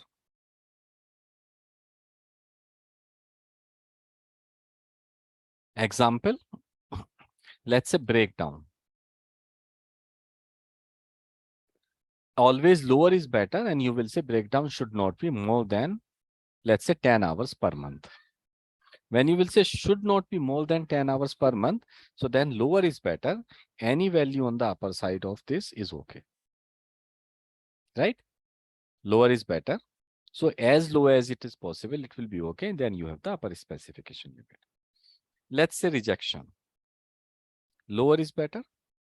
So rejection should not be more than 2%. When you will say rejection should not be more than 2%, then it's a lower is better. Any value on the lower side is okay, but it should not cross the upper specification limit. You will say defect. Defect is always lower is better. It should not cross like as 5% of the total defect. Anything less than 5% is okay. So I have the upper specification limit. Let's say market return, or let's say complaints. Lower is better. Should not be more than 2 complaints per product. Clear by these two specifications one-sided, either your process is delivering higher is better, or the process is delivering lower is better. Sometimes we have the specification both the side, which is called as a nominal specification, which means value should be neither higher is better or not lower is better. It should be between the given values, right? So between the LSL and USL, you have to perform. It's a both the side specification. Typically, we see that when we look for the dimensions of the project. Any product you are manufacturing, let's say you are manufacturing shaft, bearing, you are manufacturing anything, any component of the aerospace or the automobile. So you will come like as weight, dimension, length, width, height, tensile strength. All these things should be in between two given values, which means it's a nominal is better. Neither it should be on the higher side, nor it should be on the lower side. So in all of the three cases, there is a different way of understanding the sigma level of the process. If higher is better, so the values what you are looking for, you have the lower specification limit, suppose like this. This is your LSL. And the output of the data should always be, because higher is better, should be on the upper side of the specification, this side. If anything on this side, that means this will be the defect here. So what I would be expecting, the data should be distributed like this. When specification is higher is better. In case this is your target average, what you are setting up, and your actual average, which is coming here. This is the actual average. So the value of the actual average must be higher than the target average, because it's a higher is better. Anytime if the specification is slipping on the left hand side, still your average is higher. Let me just select this average value in the green color. So whatever the point, it is sleeping less than the lower specification limit because it's higher is better, then these are termed as a defect.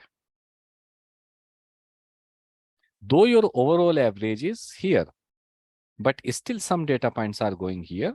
So that means it's a defect. And how you can eliminate this? When the variability in the process will be reduced like this. Average is still same. But if you are reducing the variation, data points are very close to each other. So now you see average still remains same, but the data points are, all the data points are higher than the specification limit. So higher is better, you have the lower specification limit. Lower is better, you have the upper specification limit. Similar way, if it is lower is better, I have the upper specification limit, which means all the data, none of the data points should cross the upper specification limit. So in case there is a variation, so then there is a chance it may miss the upper specification limit. Like this you will see.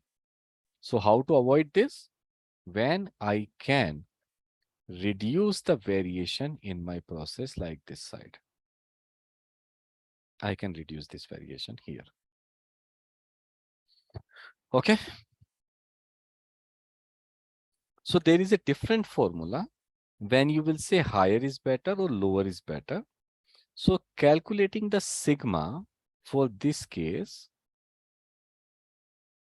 you have the lower specification limit. So sigma will be, because lower specification is always less than the average value, mean minus LSL divided by the standard deviation is your sigma level.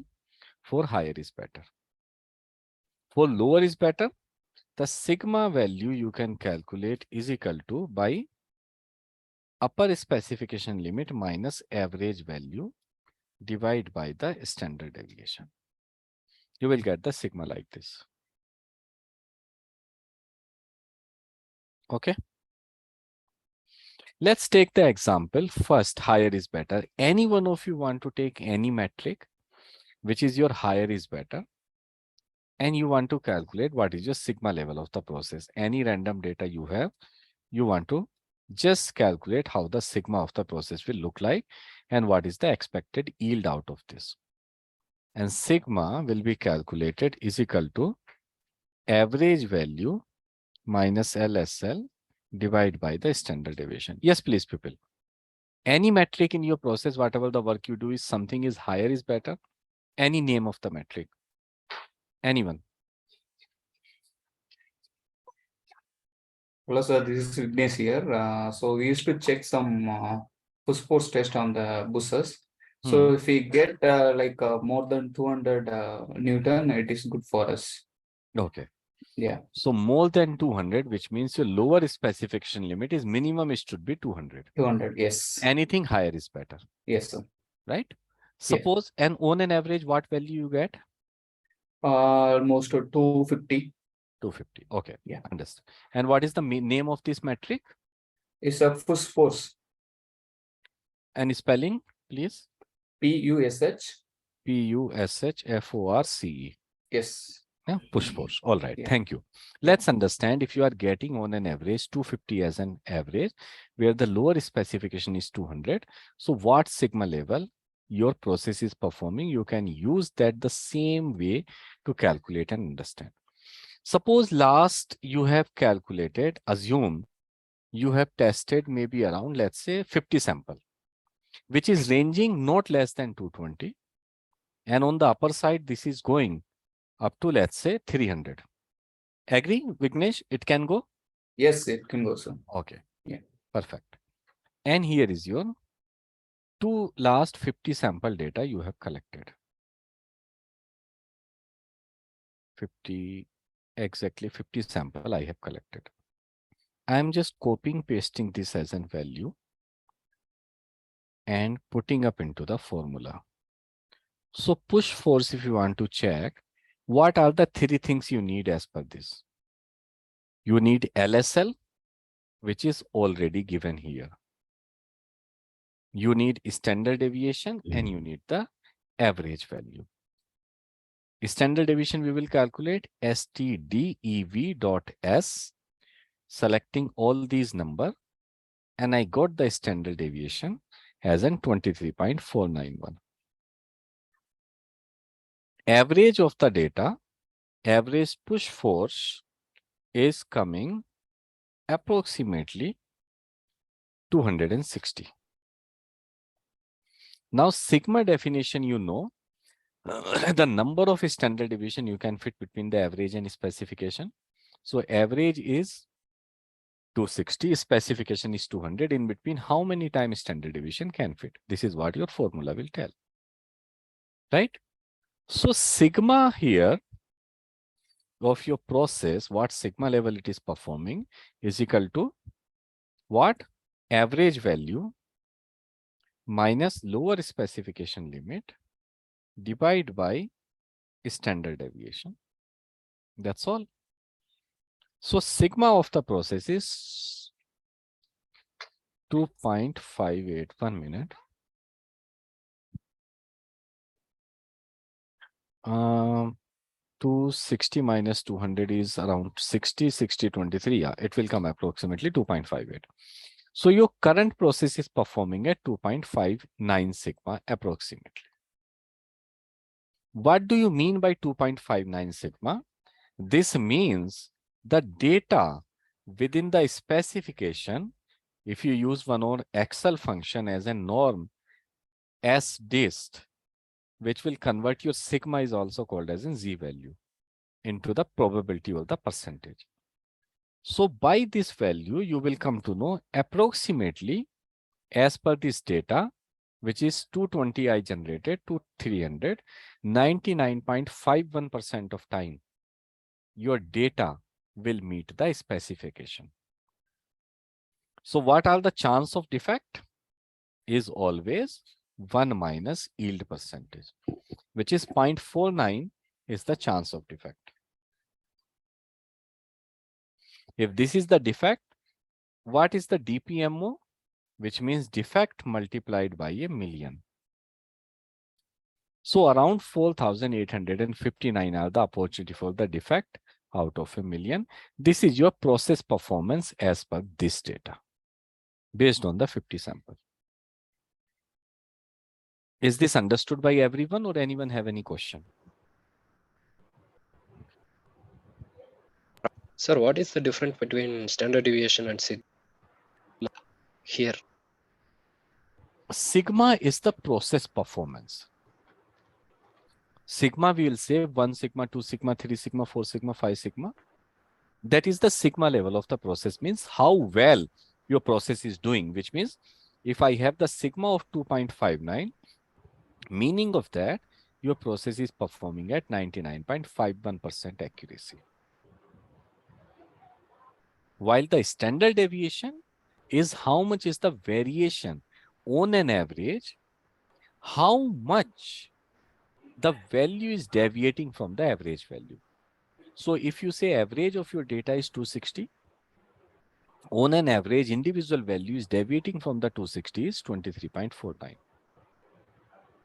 So 95% of the time, the values what you have here in the data, they will be falling between 260 plus 23 and 260 minus 23. That's what the standard deviation means. Average deviation from the average is your standard deviation. Question, sir? Thank you, sir. Got it. Okay, thank you. I will be explaining you what is the sigma means, the next concept. Let's first understand another thing. When your sigma, again you want to check and some of the values are lower is better. Any one of you, like as we have taken the example of the higher is better, you have something which is lower is better? Anyone? Position, it's 0.01 max. 0.01 So, max. Okay. Lower is better. Okay, so upper specification limit is 0.01, correct? Okay. 0.01 is 1%. Okay, so let's mark this as a percentage. Okay, sir. And Or we Yes. can go for any maybe run out specification itself. You can tell me, sir. I can take that example. Yeah, lower is 0.05 is the upper side, and lower is 0 also okay. Any value up to 0 is okay, and Yeah. maximum value we can go up to 0.05. Yeah. 0.05 means 5%, right? So Yeah. upper specification, let's I consider as an 5, because Excel has a limitation. It cannot generate the data into that level. Yeah. And you have, what is the name of this metric? Maybe run out we can not, it's a defect percentage. Run out. Okay, defect percentage. Let me write here as the defect. So tolerance for the defect should not be more than 5%. This is what the thing is there. And suppose here is the defect data. Defect data is ranging, maybe it's looking from the 2%, is going up to 5% as well. But never ever it's more than 5%. Yeah. This formula I'm using, I'm just copying pasting so that you can use this formula in future as well in case you want to generate some data. And you have the data collected for last, let's say 28 and 30 sample data. 30 days of the run out percentage you have here. Based on this data, you wanted to calculate what sigma level your process rejection is performing. Situation is clear to everyone? You have collected the data for 30 days where you are looking for maximum defect you cannot tolerate for more than 5. And this is the defect data per day. Now you want to understand what sigma level your process is performing. So when you have the upper specification limit, so formula lower is better. So the formula for sigma is what? USL minus USL minus average divided by standard deviation. I will be applying the same formula here. I already know that my USL is given as an 5. Yeah. My average run out is coming AVERAG, selecting this. Average run out is around 3.23 with the variation in the process STDEV.S is approximately how much? 0.82. So now what is my sigma?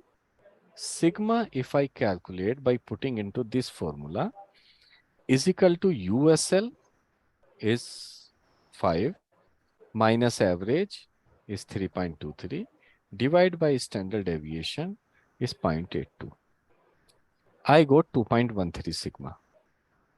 If my process sigma is 2.13, then what is the yield I would be expecting by this? Like as last we calculated, 2.13 sigma is equal to the yield or the output expected is equal to norm S dist. Use 2.13 and this will give you around 98.37% of time you will be meeting the specification. So what are the chance of defect at 95% confidence level? Defect can be 1 minus yield, which is around 1.63%, and can be converted into the DPMO 1.63 multiplied by 10 power raised to 6, 16,275 defect out of a million.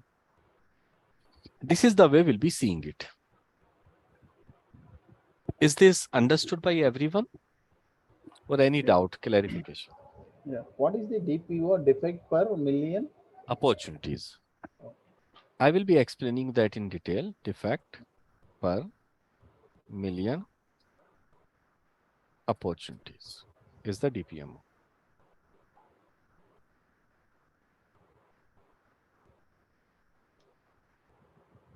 Okay. Now let's take one more example. And you can practice people by this in the next week. Put your data into like this formula, use this and calculate the sigma level and see what is the probability expected out of your process. When you have a nominal specification,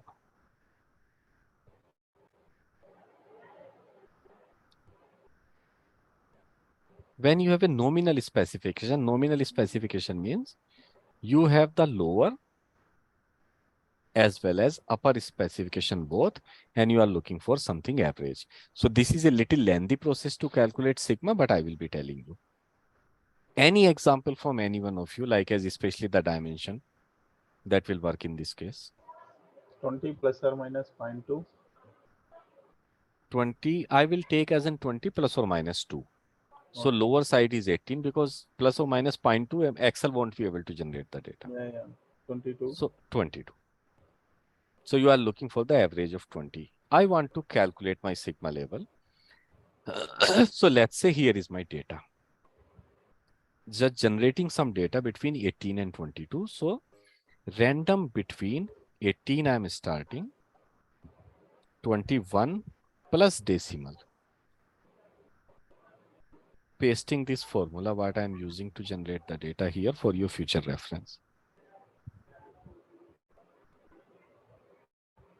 Now I'm collecting, suppose, let's say the data I have collected for last, maybe 30 sample again. So if I put into the formula, so what I will do in this case, I need to basically use both the formula which I have used before. LSL as well as for the USL. So I have to calculate the sigma on both the side. Sigma is represented by Z. Z is that Z value this. So sigma Z value, if you have to calculate, if I want to calculate Z USL, so formula will be USL minus average when lower is better, divide by standard deviation. If you want to calculate the ZLSL, which means higher is better, so mean value minus LSL divide by standard deviation. The same two formula which we used in the previous sheet. We'll be using the same. Now, if I want to calculate ZLSL and USL and LSL, and I will put these value into this. So what I need? I would be needing LSL and USL is already there. What else I need? Standard deviation. I need standard deviation and I need the average value, which means the mean. That's all I need. So standard deviation is equal to stdev.s. Selecting these values, and I got my standard deviation as an 1.12. If I look for the average of this, average value of this data is coming as an 20.26. Right? I will be putting up these two values into this formula. So ZUSL is equal to USL is 22 minus average is 20.26 divide by standard deviation 1.12 is around 1.54 is your sigma level on the upper side of a specification. If you want to look for the lower side of a specification, so then average value minus lower specification limit divide by standard deviation and you, sorry. Upper you took LSL. So here I will be taking average value minus lower specification limit divide by standard deviation. So 2.01 is on the lower side, which means what are the chances that I will not miss the specification is called as a probability of the yield. So yield on the upper side of specification and yield on the lower side of specification, I can convert with a simple Excel formula, this sigma value, Z value into the yield. What is the formula? Formula is norm S dist. Asking for the Z value on the USL, Z value is 1.55, which means 1.5 sigma is equal to 93.93% of the data will not miss specification. As per this data, 93.93% of the time will be within the specification. So how much data will go out of specification? That means it's the defect on the USL side, which is 100% minus yield percentage. 6.07% chance that you will be generating the defect as per this data. What sample data I have collected in the long term, maybe you are not missing any chance now. You are not generating any single defect, but there is a chance that you will miss the upper specification limit is 6.07%. Now, yield on the lower side of specification, same formula you will be using and select the Z value of the lower specification limit. 97.82% are the chance that you will not miss the specification. So what are the chance that you will miss the specification on the lower side, which is the chance of defect, is equal to 1 minus again yield. So 100% minus 97.82% is 2.18%. Clear? If this is my defect, so step number 1, calculate the sigma. Step number 2, convert into the yield. Step number 3, convert into the defect. Step number 4, total defect. Total defect is the sum of the defect on the upper side as well as on the lower side. So these defects are going less than specification. These defects are going more than specification. So altogether, total data which will miss the specification as per this is 8.24%. So what is your final yield? 100% minus total defect. Only 91.76% of the time you will not miss the specification, and 8.24% of the time you will miss the specification. Right? So now based on this final yield, if you want to convert this value into the sigma, what is the sigma level of the process? So we will be using another formula which convert yield into the sigma. This is called as a norm sine V. This is asking for the probability. And how much is the probability? 91.76%. Put into the value and you got sigma level of the process is 1.38. This is what your current sigma level of the process. This is the way we calculate sigma when you have both the side of specification. Question.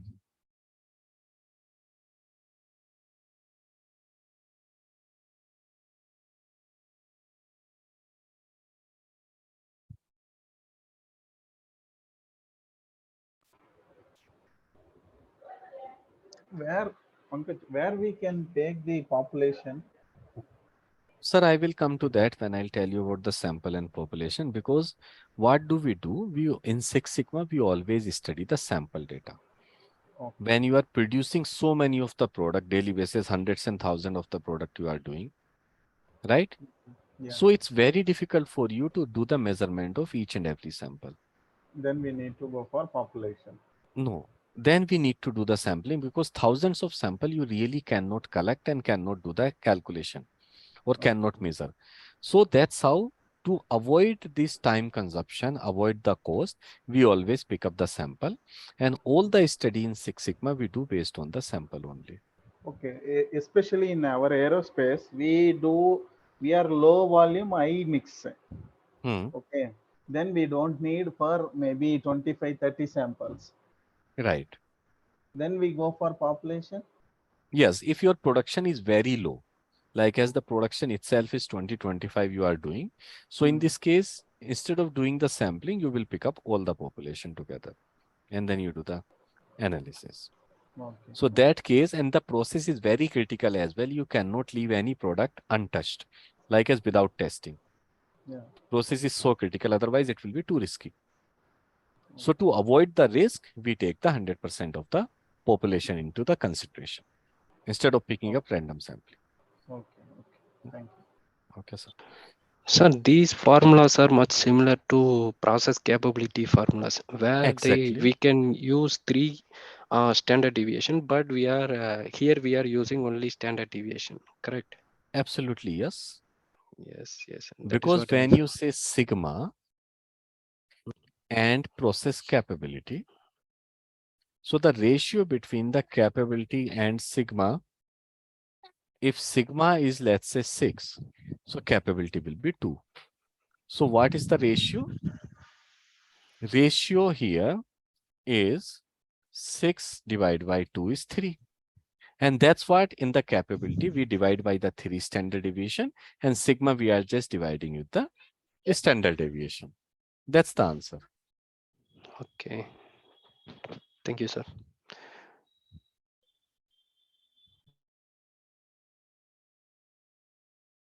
Clear? But in process capability, what is the difference is the long term and short term we calculate. Anyone of you aware about how to calculate long term and short term? I think I was asking this question and you said we have the formulated sheet. We never calculated manually. So I will explain you how to calculate manual as well, like as in the Excel, because that sheet is in Excel and that somebody definitely created that sheet. I created or someone else. So how to do this calculation, I will explain you. Okay. So this is about understanding the sigma. Let me see what we have the next. So I explained you about the lean. I explained you about what is the sigma till here. So let's understand how the Six Sigma started as in history as well, which is important. Because we are learning Six Sigma, so we should know the background of the Six Sigma as well. So we all know that this particular Six Sigma concept was started by the company Motorola. Somewhere around 1986 or 87. The father of Six Sigma we call as in Mr. Bill Smith. And when it was started by Motorola, there was a CEO was Mr. Bob Galvin was the CEO. Bill Smith was an engineer in the process. So one day the meeting was going on with the board members. Bob Galvin gave the statement that guys, all the people, all the engineers or whomsoever the board member was there, that we are really doing good in terms of the market penetration, serviceability, sales, or the revenue generation. This was the statement for the Bob Galvin. But we have seen for last few days or maybe the month that our rejection rate has increased. Which means if our rejection has increased, then the market complaint has increased. And we are now worrying about that. If this is the way we'll continue, then the day will come, then we will not exist in the market. This was the statement by Mr. Bob Galvin. He said, though we are already monitoring the process with SPC. SPC stands for Statistical Process Control. But seems that is not working. This was the statement by Mr. Bob Galvin. Then this person, whose name was Mr. Bill Smith, who was an engineer there, he said, boss, yes, we are monitoring the process with the help of SPC, but I think this is the time that just monitoring will not work and we should start improving the process statistically. Instead of just monitoring the process statistically, we should start improving the process statistically. This was the statement by Mr. Billy Smith. Bob Galvin liked this idea very much. And he said, okay, Mr. Smith, can you develop a program which will help us to improve the process statistically? So then Mr. Bob Galvin directed this to Bill Smith, and the Will Smith, along with his colleague, his name was Mr. Michael J. Harry.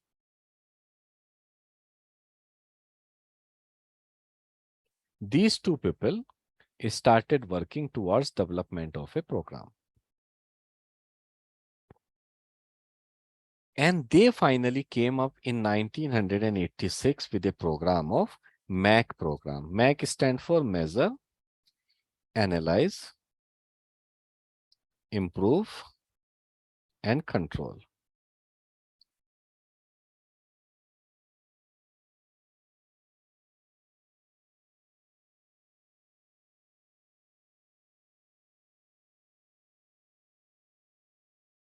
Later, somewhere around 1997,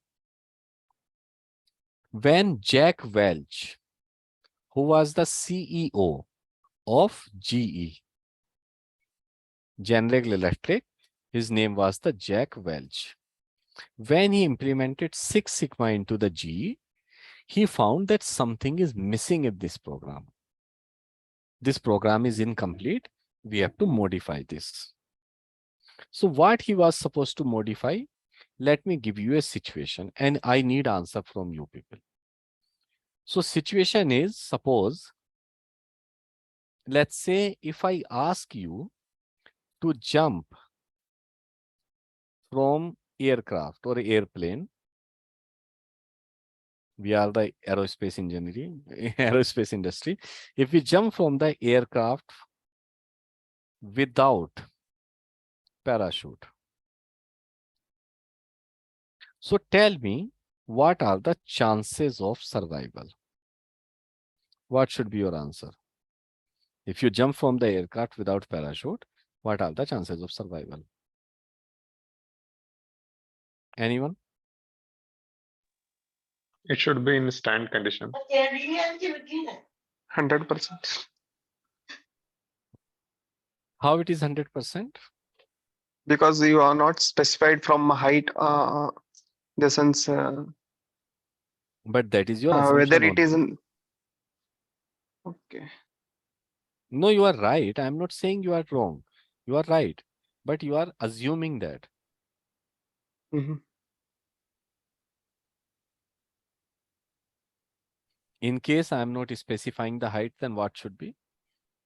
Ground level. Ground level itself. We'll Yes. assume in the ground. An aeroplane is meant to fly. With rope. Right? Yeah.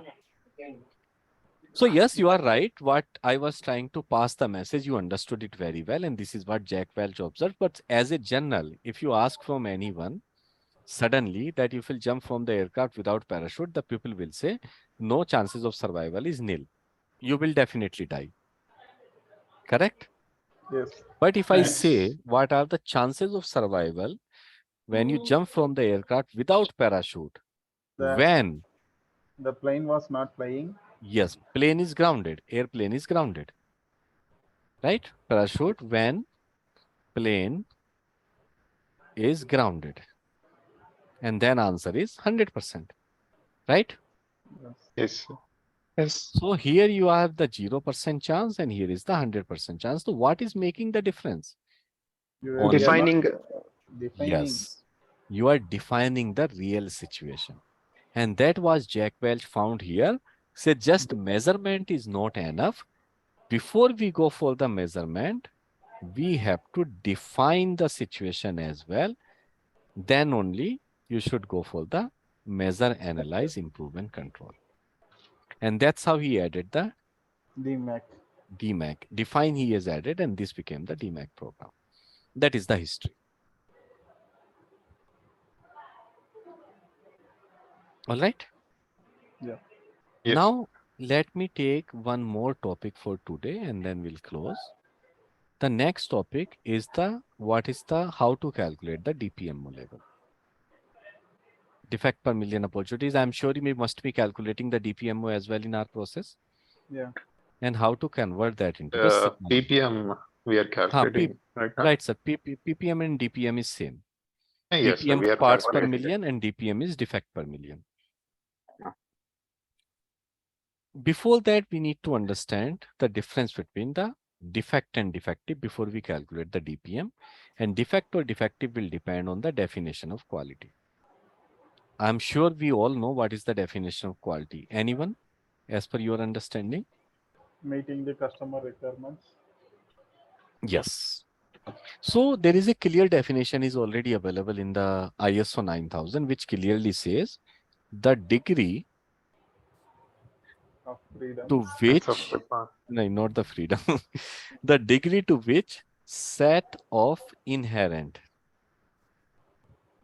characteristics meets the requirement or fulfill the requirement is a quality product. The degree to which set of inherent characteristics meets the requirement is a quality product. So there are two things here. One, I'm using the word characteristics. So characteristics means, what is the characteristics means? Attribute. Characteristics is the attribute of the product. Maybe the dimension or whatever. And you are using the word as a degree here. Degree means a specification. So if for a given product, you have some attribute of that, and the specification of each attribute is meeting the requirement, what specification you have given, then it's a quality product, otherwise it's not. In other words, these things are clearly represented like quality means fit for use. As per the Juran, quality is fit for use, which means it's may be meeting the specification or may not be. But if the product is not fit for use, he will not call this as a quality product. Now, question is, what is the difference between the defect and the defective? So defect is any deviation from a specification is the defect. And if because of that defect, your product is not fit for use, then it's a defective. Because many products may have the defect. There is a deviation from the specification, but you are still using the product. So the product has the deviation, they have the defect, but still you can use, so they are the quality product. But defective means not fit for use.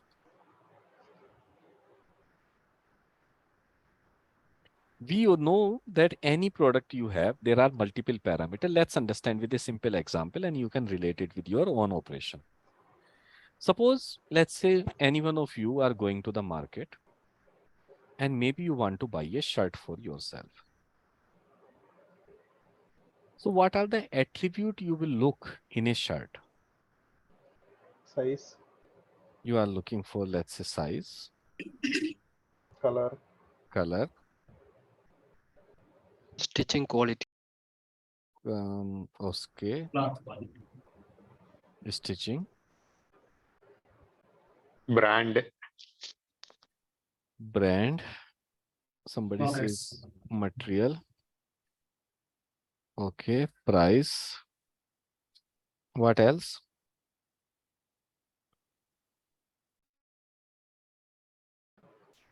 Any damages there or not? Let's stop here only. Yeah. So these are the attributes. Now you will have the specification as well for each of the attribute. Maybe anyone, what is the specification you will have? What size you are looking for? 32. 32, 42. No. Yeah. 42, which is, let's say, large size. Yeah. Color? Black, white, whatever maybe. Okay, let's say black.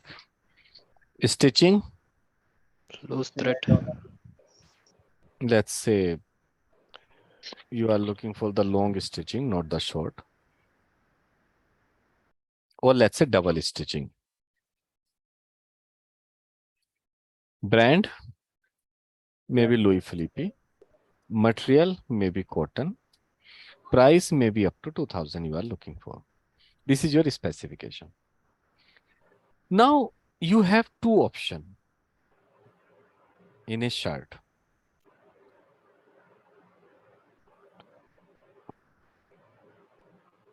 Option number one, if I say or I talk about,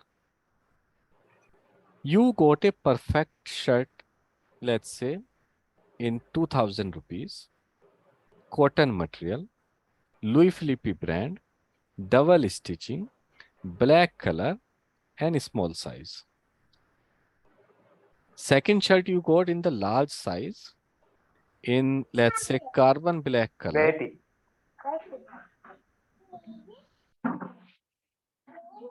It's a single stitching. It's a, let's say, Blackberry brand. It's a poly cotton material. And maybe 2200 you have to pay for that. So if we calculate out of this data, I will see in the first shirt, you have only one defect and rest of the parameter is meeting the specification. In the second shirt, only one parameter is meeting the specification and rest all you have the defect. So if you look for the defect count, here is 1 and here you have 1, 2, 3, 4, 5 defect. Opportunity, total you have 1, 2, 3, 4, 5, 6 opportunity, right? So what is your defect percentage in one shirt? 1 defect out of 6, which is around 16%. And here you have the 5 defect out of 6, which is around 83%.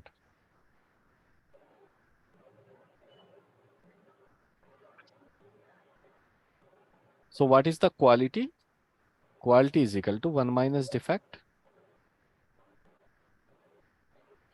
Now, based on this data, if I ask you to, you have to pick up the one shirt out of that.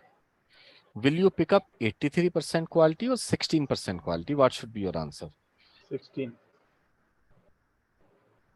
83. No, 16 only. 16 only. Yes, its size should match now. You mean to say you will leave the 83% quality and you will be buying a shirt or picking up the shirt which comes with the 16% of quality. Agree, everyone? Yes. First time I'm looking for someone who is telling, like, as I will not buy a 16%, I will not buy a 83% quality product. I will go with the 16. Why? What is the reason? Fit for use. Yes, exactly. This is what, as per the Juran, quality means fit for use. Right? This is what I'm looking for. Because if I take the shirt, which is having 83% quality, but I cannot wear that. So what is the use of that? There is no meaning. So I need a shirt or I am looking for a shirt which is fitting for me or I can use it. That's what is my objective. So are we clear with the difference between defect and defective? One product may have multiple defect, but it is still not defective because it's fit for use. Or one product may have only one defect and because of that it will become defective. But depends upon the situation and we need to analyze. Yes, we need to see from the criticality from the business point of view. Yeah, if example the sizes both are same, L and stitching may be different and the brand may be different, then we go for option 1 only. If size is same, which is not critical. So we have to define definitely I was just giving the example. We have to define what is critical, what is non-critical for us. If we define the critical and non-critical, so any of the critical parameter is missing, that will turn out to be defective. Or all the critical parameters are meeting, but only one of the non-critical parameter is missing, that means it will be just a defect, not the defective. Yeah. Right? Okay.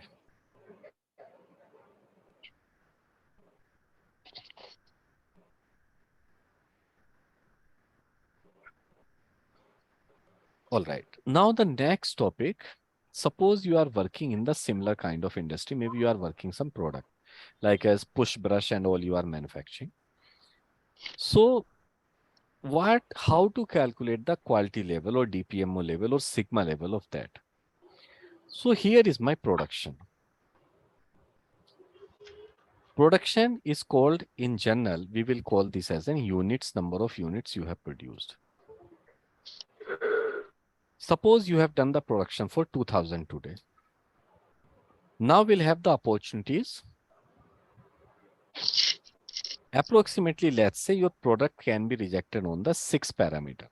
Like as we are talking about the 6 parameter here. Right?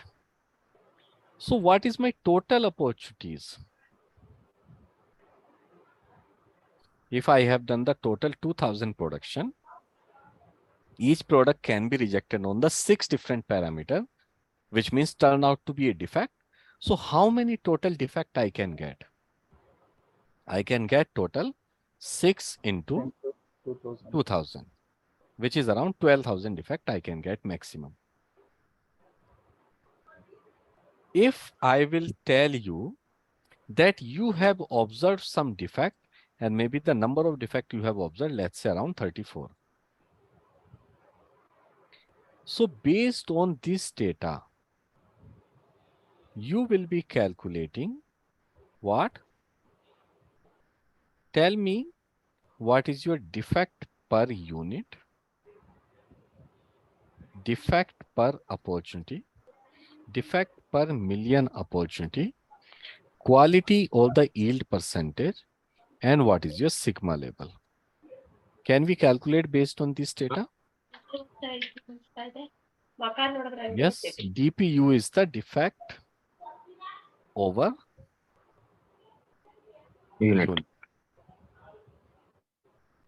DPO, defect over opportunities, total opportunities.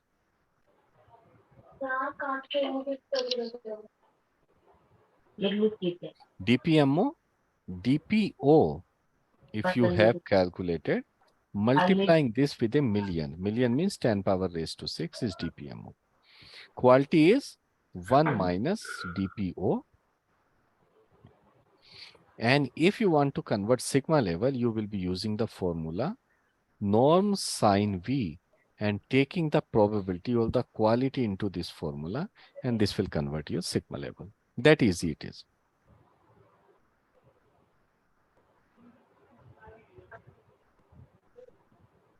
Yes, sir, option 1 is defective here because the option 1 is not fit for use, Ramki. Because of the size, I cannot wear. So option 1 is defective because of the 1 defect. And option 2 has defect, 5 defect, but still is not defective because you can use this fit for use.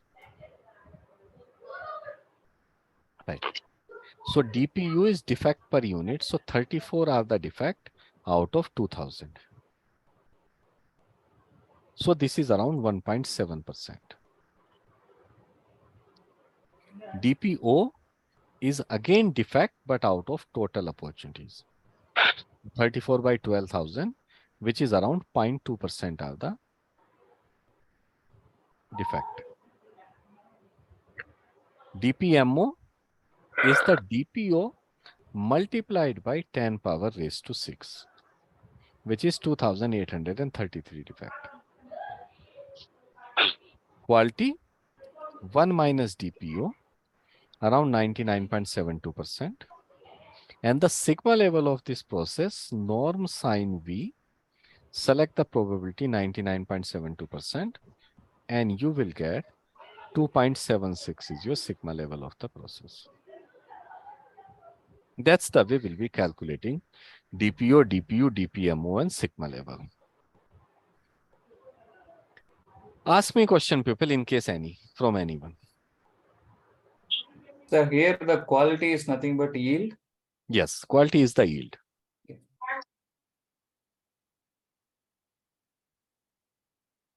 Okay. Any question for me? Hello. Yeah. No? So we have made a good progress. This much we have. Yes, please tell me. So in DPMO, you calculated defects, DPO divided by into 10 to the power of 6, 10 to the power of 6. Right. In PPM, we will calculate actually defects. So defects over the by total production into 10 to the power of 6. Right. Is that right, or this is different actually? No, you are right. So that you are calculating based on the DPU. There are two methods. One is DPU method, one is DPO method. These are the two different methods. Generally, you are calculating that PPM, what you are calculating, defect over the production. So basically, you are calculating DPU method like as how much was the total production and how many defect you got. Yeah. But you may get the defect, total defect you are counting out of production, but how many are the opportunities? So like as what you are calculating, suppose 2000 shirt you have manufactured. And number of defect you have observed, you are just taking into the numerator. But what I did here in the DPO calculation, what is the maximum possibilities of generating the defect? 2000. Probability. So here I have got the 6 possibility in each shirt. If I'm making 2000 shirts, so total possibility will be 12,000. And here DPO I'm calculating based on the 12,000. So 34 by 12,000 is 0.28. But the way you are calculating is 34 by 2000. Yes, yes. So that's how the difference, because that is what you are calculating DPU basis. So quality still will be 1 minus 1.70, which will be around 98.30%. Then sigma level will be different. But actually, wherever we calculate the sigma level, we always follow this method, DPO method. I'm not saying that you are not correct, because the process in your business or in your company is defined in such a way that we should be calculating in this way. Okay. So yes, that is not something that you are doing wrong. You are doing right only. But companies, especially in the service industry, they calculate based on the DPO, not on the DPU. But yes, manufacturing van is business critical process. And like this, you are calculating so that you are calculating on the DPU basis. All right, sir. Okay, sir. Okay. Any more question for me? Anyone?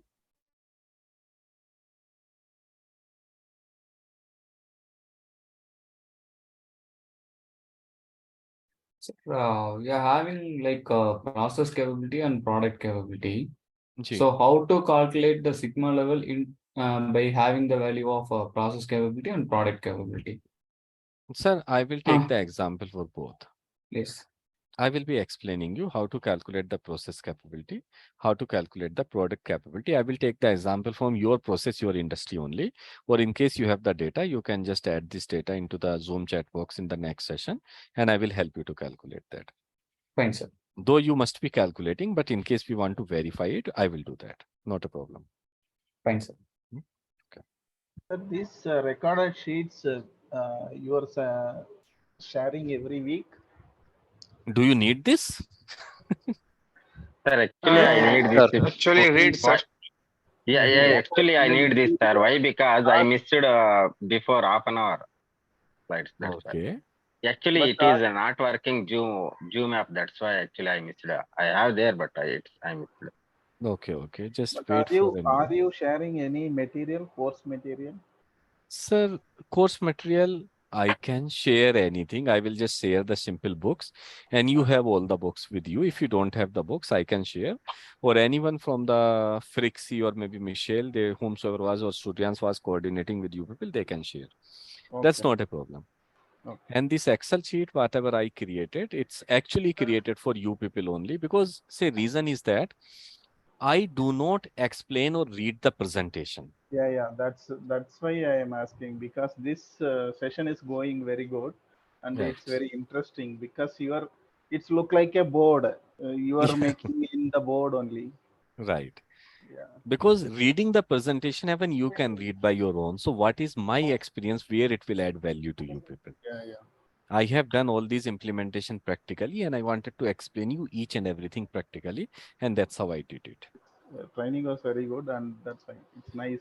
Actually, if online training means this much clearance and this much fluently, it's very good, sir. Actually, Thank first you time so I much, sir. look like this, because offline only we are getting information, but online this much information and this much good way explanation I will get more. Actually, in this, good, sir. Thank you, sir. Thank you so much. So I have added this Excel sheet into your Zoom chat box. You can download. People who joined from the laptop, probably on the mobile phone, you may not be able to download. Oh, okay. If you download, you can, it's a great, but probably I think for some phones, Zoom application download does not support. So for your easiness, I will be adding this same Excel sheet into your WhatsApp group, which is created by Suryans and Michelle. Okay. So the people who don't have this Excel sheet, though you can share with each other, but still you want a separate, I will be sending into your WhatsApp group as well. You can pick up it from there. Okay, sir. Okay. Any more suggestion, feedback, apprehension from anyone? Yes, sir. One suggestion is there Yes, that sir. 20 minutes of break is too long, I feel. So we can get 10 to 15 minutes break. I can reduce by 5 more minutes. Okay. Thank you, sir. No problem. Yes, sir. Anything else? Yes, sir. And one more thing, we feel slide fast on your explanation. Could you please reduce your speed on that explanation so that many people can't able to get what you are trying to explain exactly. So it's a very clear explanation only, but we feel that little fast in your explanation is Sure. I will do that. So in case I am going fast, please don't hesitate asking me, can you reduce the speed or can you reduce the pace? I will do immediately, because nobody asked me till the time I was expecting that everyone is getting. But yes, I will try to reduce my pace from the next session. And still you feel that I'm going fast, please ask me immediately. I will reduce the pace. Thank you so much, sir. Thank you. No problem. So Excel sheet is there in your WhatsApp group as well. And I hope you have downloaded it from here as well. Yes. Anything else, people? I hope so session you liked it. In case anything, you can message me and I will try to improve this to the next level, whatever the best I can do. And I would expect you people to practice all these sigma level calculation, defective DPMO calculation, so that the next session, in case any question, any doubt you have, you can ask me directly and I will answer those. Thank you. Yeah, Sure, definitely, sir. Thank you. Okay, people, thank you so much. And I'll see you in the next session. Thank you, sir. Take care. Bye-bye. Bye. Thank you, sir. Good Bye, day. sir. See you. Thank you, sir. Thank you all. Bye. Thank you so much.